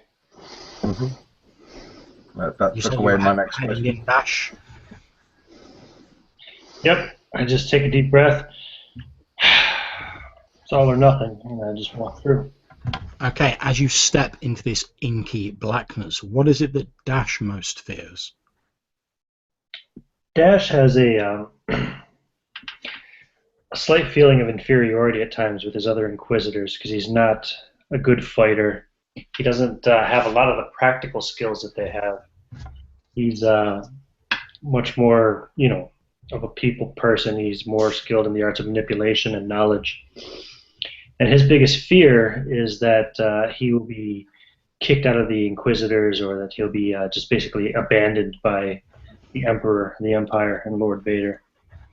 Okay, not a problem. As you step through this inky blackness, there's a metal door opens in front of you, and you step out of what appears to be a janitorial closet, obviously on some sort of Imperial vessel.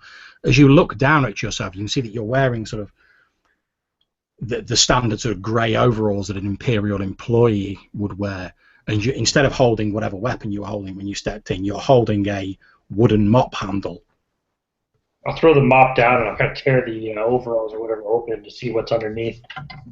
Okay, you appear to be wearing nothing underneath the overalls. You're just wearing overalls.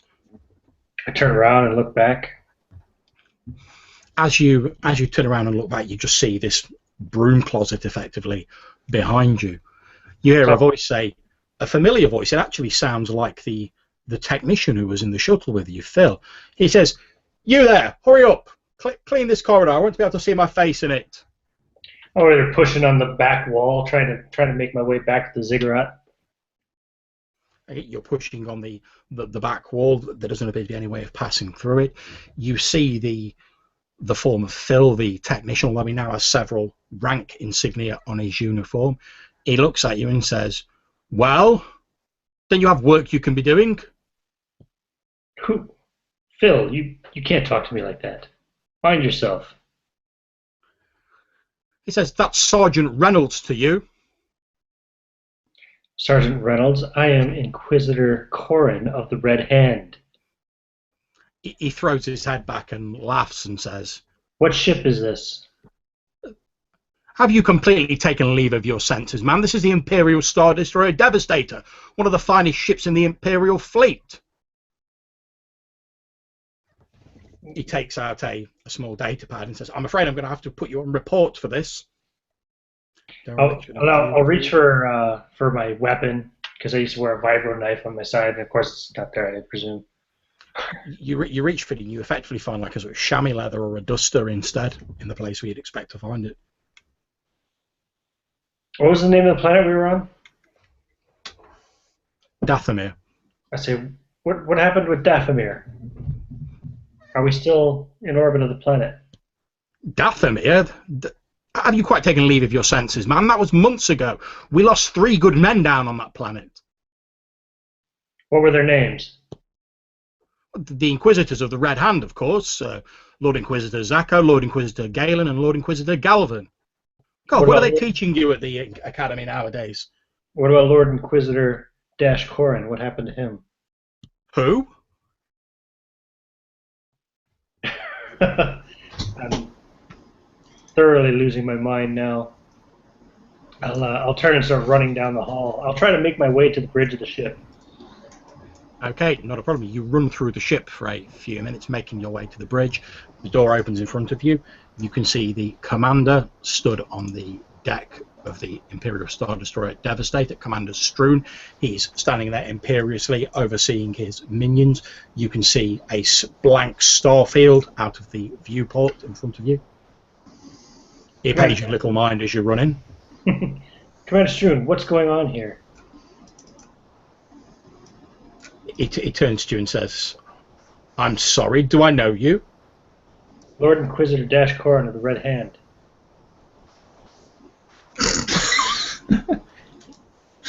He screws his face a bit and he looks you over, looking at your janitor's uniform. Then he says, "Yes, very entertaining. Yeah," he says, my birthday was yesterday. Look, just get back to your business, Janitor Korin, and we'll forget this ever happened." I have to get back to Dathomir right away. And what use would you be on Dathomir unless they need some of their jungle trees polishing? At which point a few of the other people on deck are like, No, I must return immediately to the ziggurat. "If I were you, Janitor Korin, I'd report to the medical bay and not worry so much about Dathomir. I know we took a few knocks from that rebel engagement recently. Perhaps you bumped your head. I'll chalk this down to a simple misunderstanding." Run over to one of the control panels and try to find out what our location is. How far are we from Dathomir? Okay, as you run over to the control panels frantically, he looks up and he says, "Restrain that man!" And a couple of the guards on deck there sort of run towards you and start wrestling you to the ground. So as they try to grab me, I will attempt to use my force ability, the preemptive avoidance, to disengage from them. Okay, you reach out with the force and you find nothing. No sense of the force at all. And these two men like clatter into you and wrestle you down on the ground, effectively twisting your arms up behind your back, dragging you to your feet and begin dragging you towards the door off the main deck of the vessel. Notice all the fight and will just kind of seeps out of my body. And they drag you off. Yeah. I just keep it just a dream. I have to wake up. Okay. Galen and Galvin, it's been about 5 minutes since Dash disappeared through the door. What are the two of you doing? I'm going through the door. Okay, and you step through the door, Galen. What is it that Galen most fears? Losing his mind.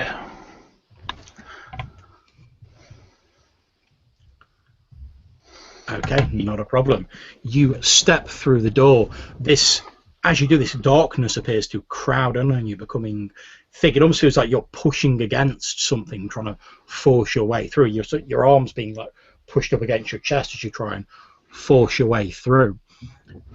Everything goes black for a few moments. Then, as a hazy light begins to intrude on your vision, you hear a voice saying, "I'm afraid, Doctor, he's not responding to the medication anymore." And as you sort of blink and open your eyes, you can see you're staring up at the ceiling and the light fitting of what appears to be a small padded room. What is this? Just over, as you look down, you see you're actually wearing some sort of straitjacket which is restraining your arms. You see there's a B1 medical droid off to the left of you and what appears to be a slightly concerned looking Imperial medical technician holding a syringe. Who are you? What is all of this? Look, it's fine. We're just going to give you your daily dose of medication. You've had another. Away from me. Look, this medical technician holds up this syringe, which appears to be full of this strange sort of light greenish liquid. And I reach to the force to use influence for fear. Okay. Am I able to touch the force? You reach for the force and find it strangely absent.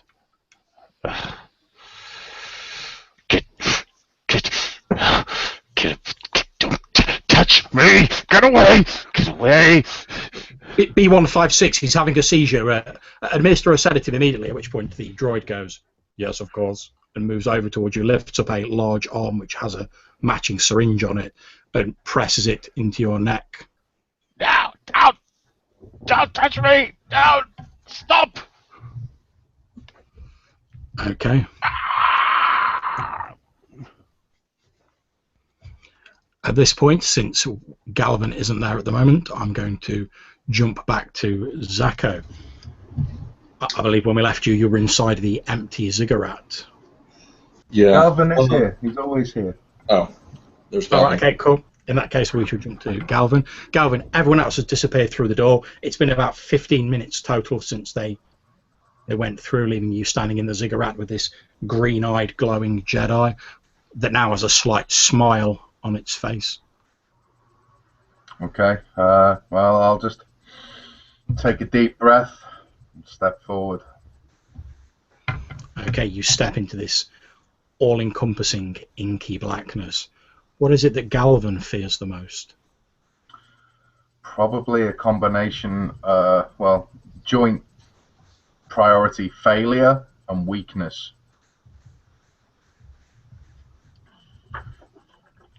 Okay, not a problem. You step out of the blackness onto what appears to be the Imperial Star Destroyer Devastator. You appear to be just stepping out of a Lambda-class shuttle in one of the launch bays on board the Devastator. As you step out, you see a familiar figure clad in all-encompassing black armor with the telltale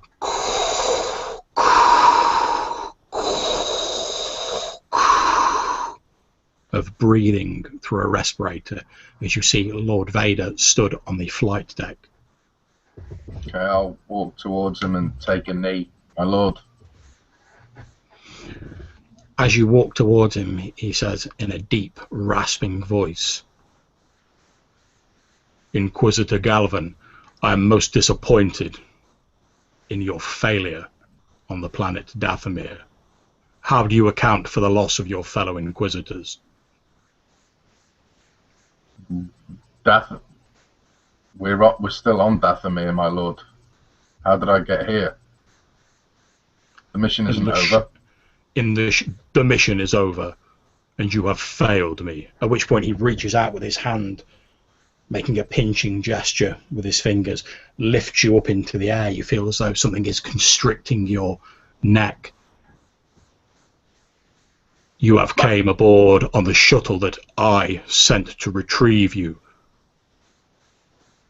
My lord, I did not fail my task. He moves his fingers apart and you drop back to the deck, and he says, "This mission has already cost the lives of 3 of your fellow Inquisitors for no perceivable gain. How would you judge that besides an abject failure? You have disappointed me, Inquisitor." My lord, how did it... What happened? Where are my brothers? If by your brothers you refer to the other members of the Red Hand, they are dead. The cost of your failure.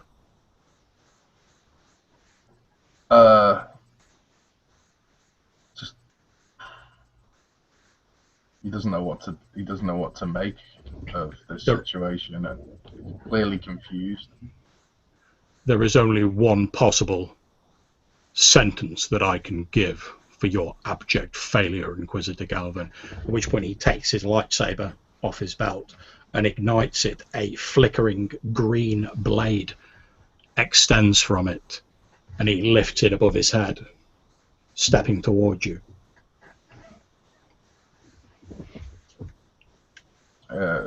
Do I have time to... Like, green?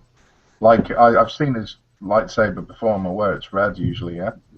His lightsaber is normally red. Okay,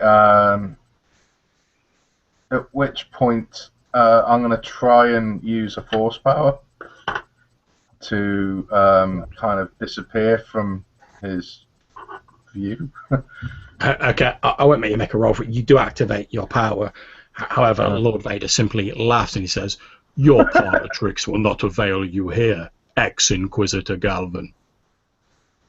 Do you have any last words before I send you to the place reserved for failure? Galvin looks like he's about to, but then just his head slumps down and he resigns himself to the fact that he's failed, which is just... He deserves to die if that's the case. There's no fight left in him. With a... the green lightsaber blade swings down towards you. And at that point, we jump back to Zako in the now empty and deserted ziggurat. Okay. So, Zako is going to, after a cursory inspection and finding that no one is actually here, which makes absolutely no sense, he's going back to those hieroglyphs. And he's going to take, since we were walking past them, he's actually going to try to decipher them more thoroughly now. Okay. You actually find it easier to read them, bizarrely enough, as you head towards them. In fact, as you stare at them, it's almost as though they transform themselves into intergalactic basic. And you now see clearly the writing says that those who would seek the treasures of Dathomir must prove that they can conquer their fears and accept their own deaths.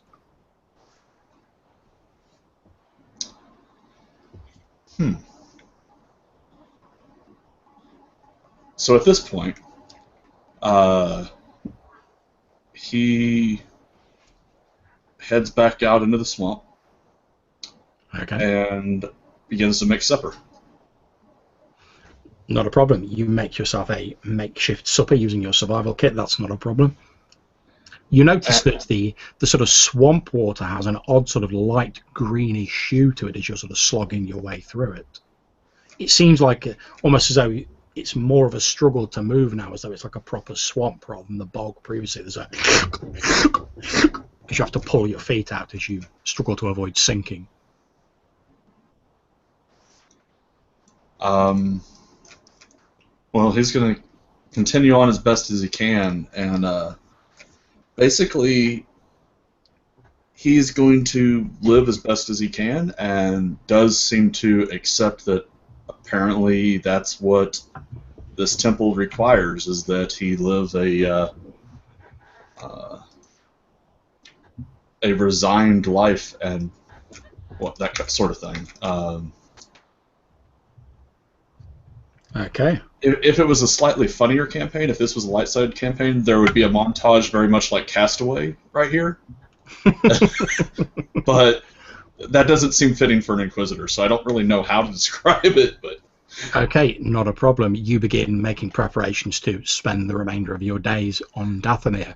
We are then going to jump to Dash, who is being dragged unceremoniously off the deck of the Devastator by these two guardsmen who are sort of dragging you down the corridor. One of them's like, "Oh, I don't know what's wrong with him. Should we take him to the med bay or something?" I'm going to try something, just flashing back to my childhood and thinking about like when you'd be trapped in a dream and you couldn't wake up, and you try to take control of the dream, and then you could do anything because you're in control. Okay, make me a force roll. Okay, was that just roll force dice equal to my force rating? That's correct, yep. Okay, I have a force rating 2. Remember, dark side is good for you. 1 dark and 1 light. And what are you trying to do to take control of this dream? Like, they're just kind of dragging me, and my feet are dragging on the ground at the moment, but I'm going to place my feet down on the ground. I'm going to try to stand up and slam the two of them together to break free. Yep, not a problem. You smash the two of them together, they slump to the deck. You are free of their vice-like grips. Okay. I will grab... Do either of them have a weapon, blaster or something? They have blaster pistols, yeah? Yeah, I'll grab one of the blaster pistols. Okay, as you grab hold of one of these blaster pistols, you notice there's an odd sort of green sheen to the metal. It looks strangely familiar. I'll grab the other blaster pistol as well. And as I start running towards the, I guess it'd be the hangar, I'll start programming one of them to overcharge and explode at a button press. Okay, not a problem. You run towards a hangar. As you run, you hear one of the guards behind you speaking on a comm link going, we've got an escapee heading towards the hangar bay. Armed and dangerous. So I start running, again, realizing, yeah, I'm in control here. I'll start running like superhuman speeds towards this hangar bay. Okay, the corridors of the Devastator seem to blur past you, and you find yourself very quickly outside the hangar bay. The doors hiss open, and you see a full squadron of stormtroopers wearing green armor, pointing blaster rifles at you as the door opens. Right. And I'll say to them, I'll stand there kind of almost empirically. I'll puff out my chest. And I'll say, the traitors have taken control of the Devastator. So you'll need to fan out through the halls, kill anyone who approaches this hangar bay. One of these In the name of the stormtroopers, Emperor. one of the stormtroopers in the second rank says, "Sir, we were told he was delusional." "Yes, Sergeant." And you hear a as their blaster rifles start charging up. Shit. Push the button on this, jacked up blaster pistol and throw it amongst them and try to jump out of the doorway. Okay, you throw this blaster pistol, and as it overloads, there's this huge explosion of green fire that forces you backwards into the corridor. And now we are going to jump to Galen. Galen, you're stood there with this medical droid sort of over you, bringing this hypodermic full of this green liquid towards your neck. The droid says, "It's really for the best, sir. I suggest you simply accept it." I will not accept it. Anger floods through, burning away at the fear. Okay, not a problem. We're going to jump back to the ziggurat momentarily.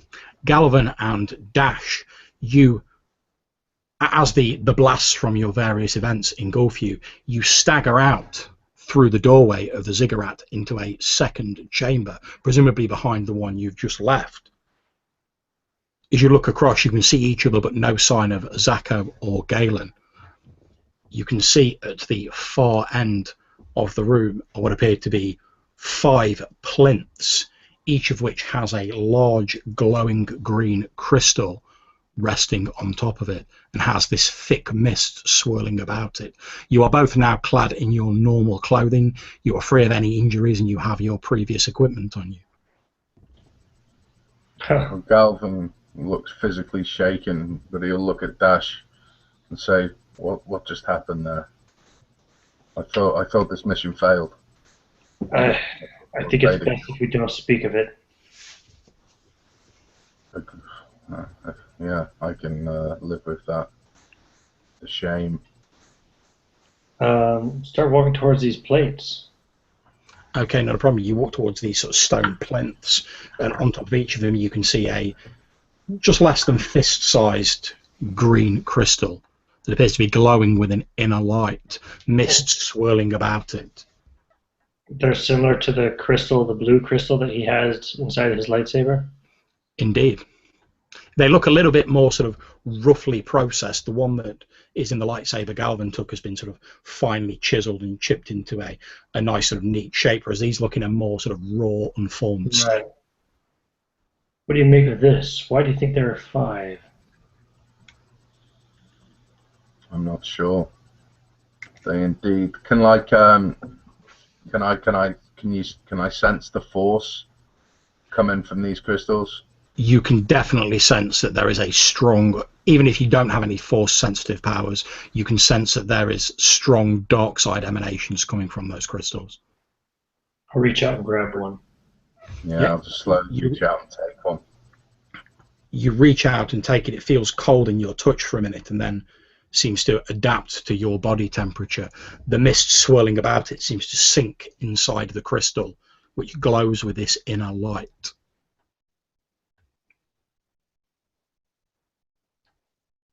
I would like to remove the blue crystal that was originally in the lightsaber. I want to keep hold of it though, and I want to. Would this green one fit? You said it hasn't been shaped. It would seem to fit you. You might have to jiggle the wires around a bit. It would probably require a mechanics roll to fit it in. Okay, well, I'll gently try and fit it in. I'm not going to force it in any way. Okay, make a mechanics roll, difficulty 2. I'm going to be a bummer and flick a point for this one. Go for it. Just in case. Sorry, guys. Okay. Oh. Okay, it takes you about 10 minutes, but you do eventually manage to fit it into the lightsaber hilt. In which case, I'd like to activate the lightsaber. Okay, you activate the lightsaber, and a similarly length blade, although this time it's a dark green colour, and it seems to crackle and spit rather than being the precisely formed blade that you saw previously. You also see that as you move it through the air, faint wisps of this green mist drift up from the blade, and it makes a... How does it feel in my grasp? Does it feel like, do I feel like powerful, a sense of like power coming from this thing, like compared to the blue one? Whereas the other one felt sort of fairly utilitarian, like you're just swinging something about, this does feel that it almost feels like it's part of you as you swing it about, as though it was an extension of your own being. Okay, in which case I'm just gonna mutter, very, very cool. And I'll deactivate it and look over at Dash. Dash has picked up one of these other crystals.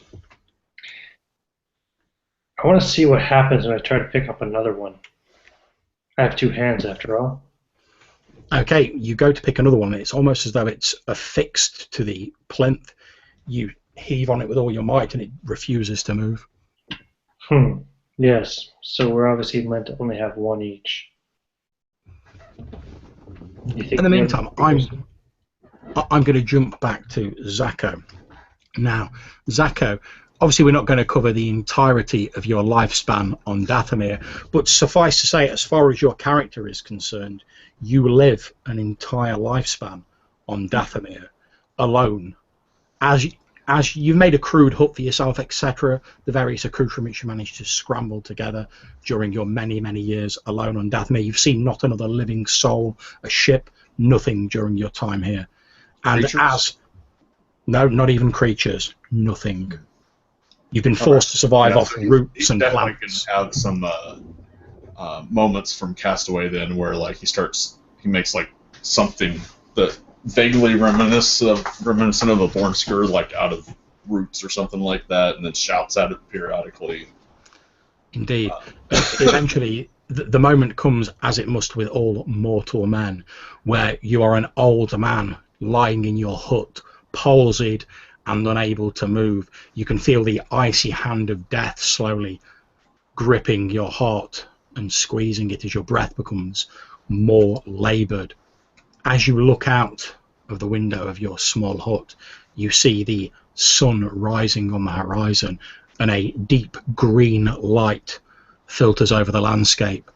And then with a final long exhalation of breath, what is Zacho's last thought as he breathes his last? His last thought is, at least I didn't crash again. And you laugh to yourself, which ends in a long, strangled exhalation of breath, and your vision goes dark. Galvin and Dash, you watch as Zacho comes staggering out through the entrance into this room. Zacho, you move into this second room. Now, bear in mind, as far as you're concerned, you've not seen Dash and Galvin for like 50 plus years, but here they stand in the prime of their youth, looking exactly how you remember them all those years ago. And as you look down at yourself, you look like you remember yourself looking all those years ago. He takes a moment and just like he's just standing there looking at them.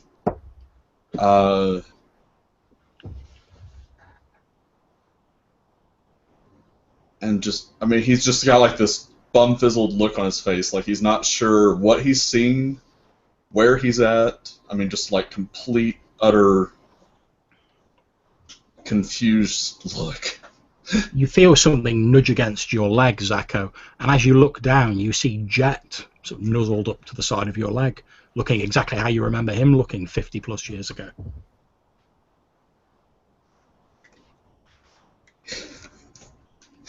Hang on a second, I gotta check something on the character sheet. Galvin will just like look at I'm assuming Zako's got like a look of surprise, disbelief. Okay, so on my character sheet, I chose the attitude towards the Force of one with the Fourth. So Zako's just like, huh, so this is what the end is like. Strange. Okay, I presume you say that out loud. Yeah, do you? yeah. Well, okay, I mean, he probably doesn't even know that he says it out loud, though, because he's been alone for so long. He doesn't know whether he's verbalizing or just internalizing. Yeah. So Galvin and Dash, you see Zako with this look of surprise on his face as he's sort of looking down at himself, and Jet and at you two. Then he says, "Oh, so this is what the end's like." The end of what? You okay? Like I'm perfectly fine now. We're one with the Force, obviously.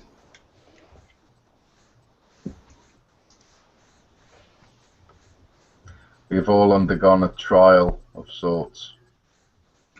Yes, and clearly I was victorious in mine because I'm now one with the Force, and you are all here, so therefore you must have been successful as well.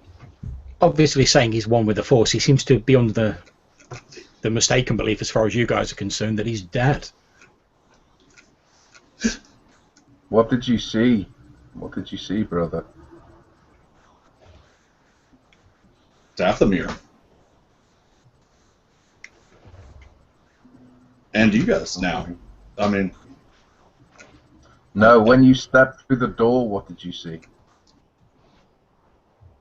He just gets this, like, faraway look on his features as he tries to remember back, and he says, well, it was Dathomir, and you guys were gone. It seems like we all had a different trial to undertake when we stepped through the door, but we seem to have passed and come through. Fear you not, you're not dead. Wait, what? You're No, I'm not very much dead. I died. It's over. If you were dead, could you feel this? And like, I'll kind of like slap him across the face. Okay, he gives you a vicious, well, not vicious, but a vigorous slap across the chops, which does sting a little bit. If you were dead, could you feel that? I don't know, because I've never been dead before. Okay, I'm going to pause that there. And I'm going to jump back to Galen. Galen, as you're struggling in this padded cell, the droid moving towards you with this hypodermic needle, the medical technician says, B1, I suggest you up the dosage. It's quite clear that he's not going to be compliant. Request confirmation. That would be a lethal dose. Could have serious side effects. Look, it's on my head, being I'm the chief medical technician. Just do what I say, damn medical droids. Back from me, fools. Affirmative. Raising dosage. Not know what you are fooling with. As you're struggling, you notice that you've managed to actually free your arms a little bit, Galen, from this straitjacket that you're wearing. Oh, have I? I try to free them more. Yep, as you're struggling free, the droid steps clear and says, I suggest you just relax and let this take its course. This is your only way out. My only way out? Out of where? It begins lowering this hypodermic towards you. I pull the rest of the way out and seek to dodge. Okay, not a problem. You duck out of the way as its clumsy arm attempts to stab at the area where your neck was a few moments ago. The medical technician presses something on a control panel on the side of the room, and you hear and a red light starts flashing in the corner of the room. Does the tech attempt restrain me? No, he actually bolts out of the door, and you hear a from the other side of the door. All right, I pull the rest of the vest off the rest of the way. Not a problem. You are free from the vest. You're basically wearing some long johns underneath it. Oh, this is rich. So the door is locked. Indeed. Interesting. This droid's still like slowly following you around, clumsily going. Interesting. You don't have any difficulty dodging it. It's fairly slow. Yes, I'm going to continue dodging it. Actually, I'm going to try to get behind it. B1, can you open this door? That is not within my programming. I'm a It's medical not. not a door technician.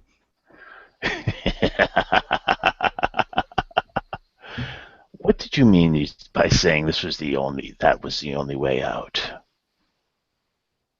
You must surely be aware that people only leave this facility in two ways.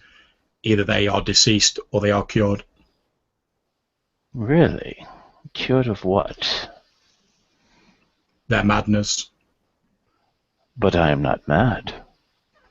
So therefore I must be cured. You have been defined as level 3 insane by the Imperial Medical Bureau. There must be some mistake.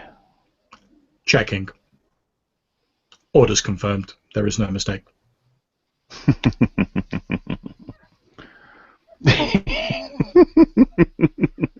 It's still just sort of stumbling after you go. Yeah. For some reason, I don't think the Joker style laugh helps your case. He's just laughing at the whole irony of this. Okay, I'm going to jump back to the other guys in the ziggurat for a few moments. As you've staggered in and you're having this conflab with your companion, Zako, you can also see these 5 plinths as described. 2 of them are empty, 3 of them have these glowing green misty crystals on them. You can also obviously see the gap at this and holding the lightsaber handle up, but he's turned it off. He looks at the area and kind of glances around. He's like, "This is different. I've explored this entire place several times in my lifespan, and I never found this room before." Your lifespan? We've only just arrived here. What are you talking about? As this conversation's been going on, you realise that obviously Galen has not joined you in this chamber. It's been about 15 minutes now since Zako stumbled out of the door. Perhaps he's not coming. Perhaps he's been found wanting. What? Oh.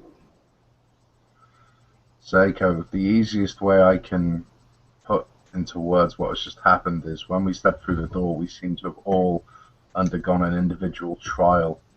Yeah, we faced our fear. Thought. Exactly. Now, we are here, but we're still missing Galen. So you all died. I died too. But I mean, did you die in your trial? No. It's not something I wish to dwell on, but... Did you die? No. I'm not dead. In my vision, I died. And did you accept it? I had no choice. You always have a choice. I failed. He from, like, I'm gonna at this point grab Galvin, like by the shoulder, actually probably more the elbow because he's so much bigger than me, and head towards the exit of this room, heading towards where the inscription is. Okay, you'd have to walk back through the door that you originally entered by. Is that what you're doing? Yeah, I'm leading him to the inscription. Okay, not a problem. You walk into the main chamber of the ziggurat, leading Galvin by the elbow. You can see the green, glowing-eyed Jedi still stood in there, a slight smile on his face. As you enter, however, you can also see Galen lying on the floor of the center chamber. You can see this mist swirling around him. He has a wild expression on his face. His body seems to be thrashing about as though he's in the midst of some kind of seizure. Well, that's a problem.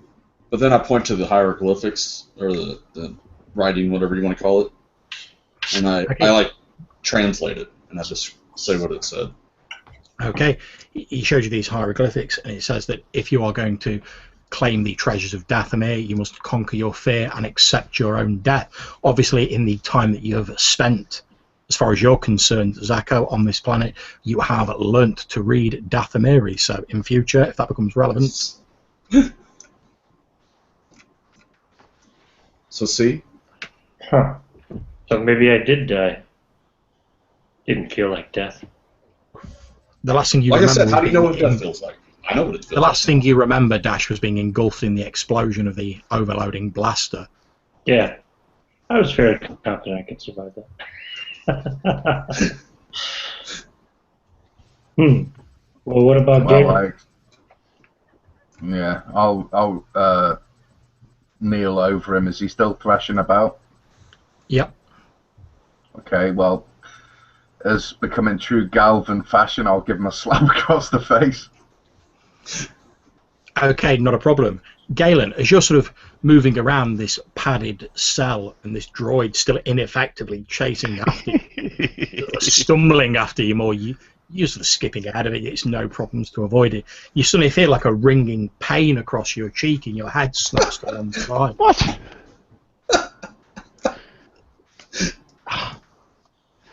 What was that? Then I'll start shaking him by his shoulders. Okay. As you're moving around this room, the whole room starts shaking as though it's gripped in the midst of some sort of great earthquake. There's a loud "murr" as the droid falls over, clattering to the floor. So, wait.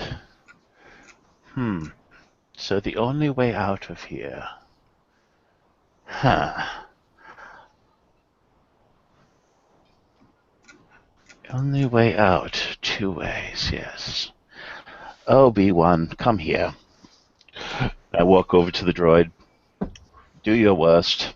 The droid injects you with this green fluid. You feel a tremendous pain rack your body and everything fades to black. Those of you who are stood in the ziggurat around Galen's body, you watch as his body dissolves into this green mist that then drifts through the doorway. Huh. Well, that's That different. wasn't me. I didn't do that. I should Galen, hope not, but it is a new trick. Galen, you stagger through a doorway into a second chamber of the ziggurat. You can see these 5 stone plinths. 2 of them are empty. 3 of them have these glowing green crystals with mist whirling around them on top of them. You appear to be wearing your normal clothes. You have all of your normal equipment. There's no sign of the straitjacket or the ineffectual medical droid. Too bad. I was growing to like him. I walk up to the plinth and look at the jewels, or the stones. Okay, you can see there small, unworked green crystals that seem to glow with an inner light. Pick one up and examine it. Not a problem. You pick one off the plinth. It comes off easily. You turn it around and examine it. You can see that it appears to be in a raw, unworked state. There's mist still swirling around it, but there's some sort of... You feel a tremendous energy buried deep within it. You can sense the dark side of the Force. It's almost as though this crystal you were holding was a solidified essence of the dark side. Now we're going to keep this indeed. I put it into... Are we able to walk through the Jack. door? I'm going to try to walk back through the door now. Okay, not a problem, Zacco. You walk back through the door into the secondary chamber. You see Galen stood by one of the plinths, putting one of these crystals in his pocket. Ah, I see you died as well. Or presumably, anyway. Oh, there you are, brother. This is the most interesting place I think I have seen in a long time. Oh, yes, I must agree. Though, I have to say, I do miss the droid. Did you see the droid, too? What droid? Oh, the droid. The medical droid with the syringe and the... At which I guess you Zacco call it laughs. the Man, droid. you had it bad. Galvin and Dash in the other room, as you're watching the possessed Jedi collapses to the floor, green mist emerging from his body. the mist seems to form into distinct tendrils, one of which snakes into each of the crystals, or in your case, the lightsaber hilt that you're carrying, Galvin. The Jedi remains still, his head twisted at an odd angle, lying on the floor. Does the lightsaber feel any different? It feels strong. It's almost as though it's like vibrating when you're holding it with the power of the dark side. Said James? wanted us to take them from this place. They are crystals. I guess they've chosen a new vessel to inhabit. Zacho looks thoughtful for a moment, walks over, and there's 2 left, and there's 5 plants. He saw one guy, Galen, pick one up, so he looks to Dash and Galvin. Did you already get one? I'm still in the main chamber, mate. Oh, I'm sorry. Looks back at Dash then. Did you already get one? Well, I'm on the main chamber with Galvin. Oh. Now I'm confused. But yes, I did get one. Okay. Well, in that case, never mind. Zacho will just reach over and grab one and see. Okay, not a problem. You pick up one of these unworked chunks of crystal. As I say, you see it glows with a strange inner light, and as you pick it up, mist seeps in from the other chamber where Dash and Galvin are, and it seems to flow into this crystal you're holding, and you feel a tremendous sense of the dark side and power emanating from this crystal.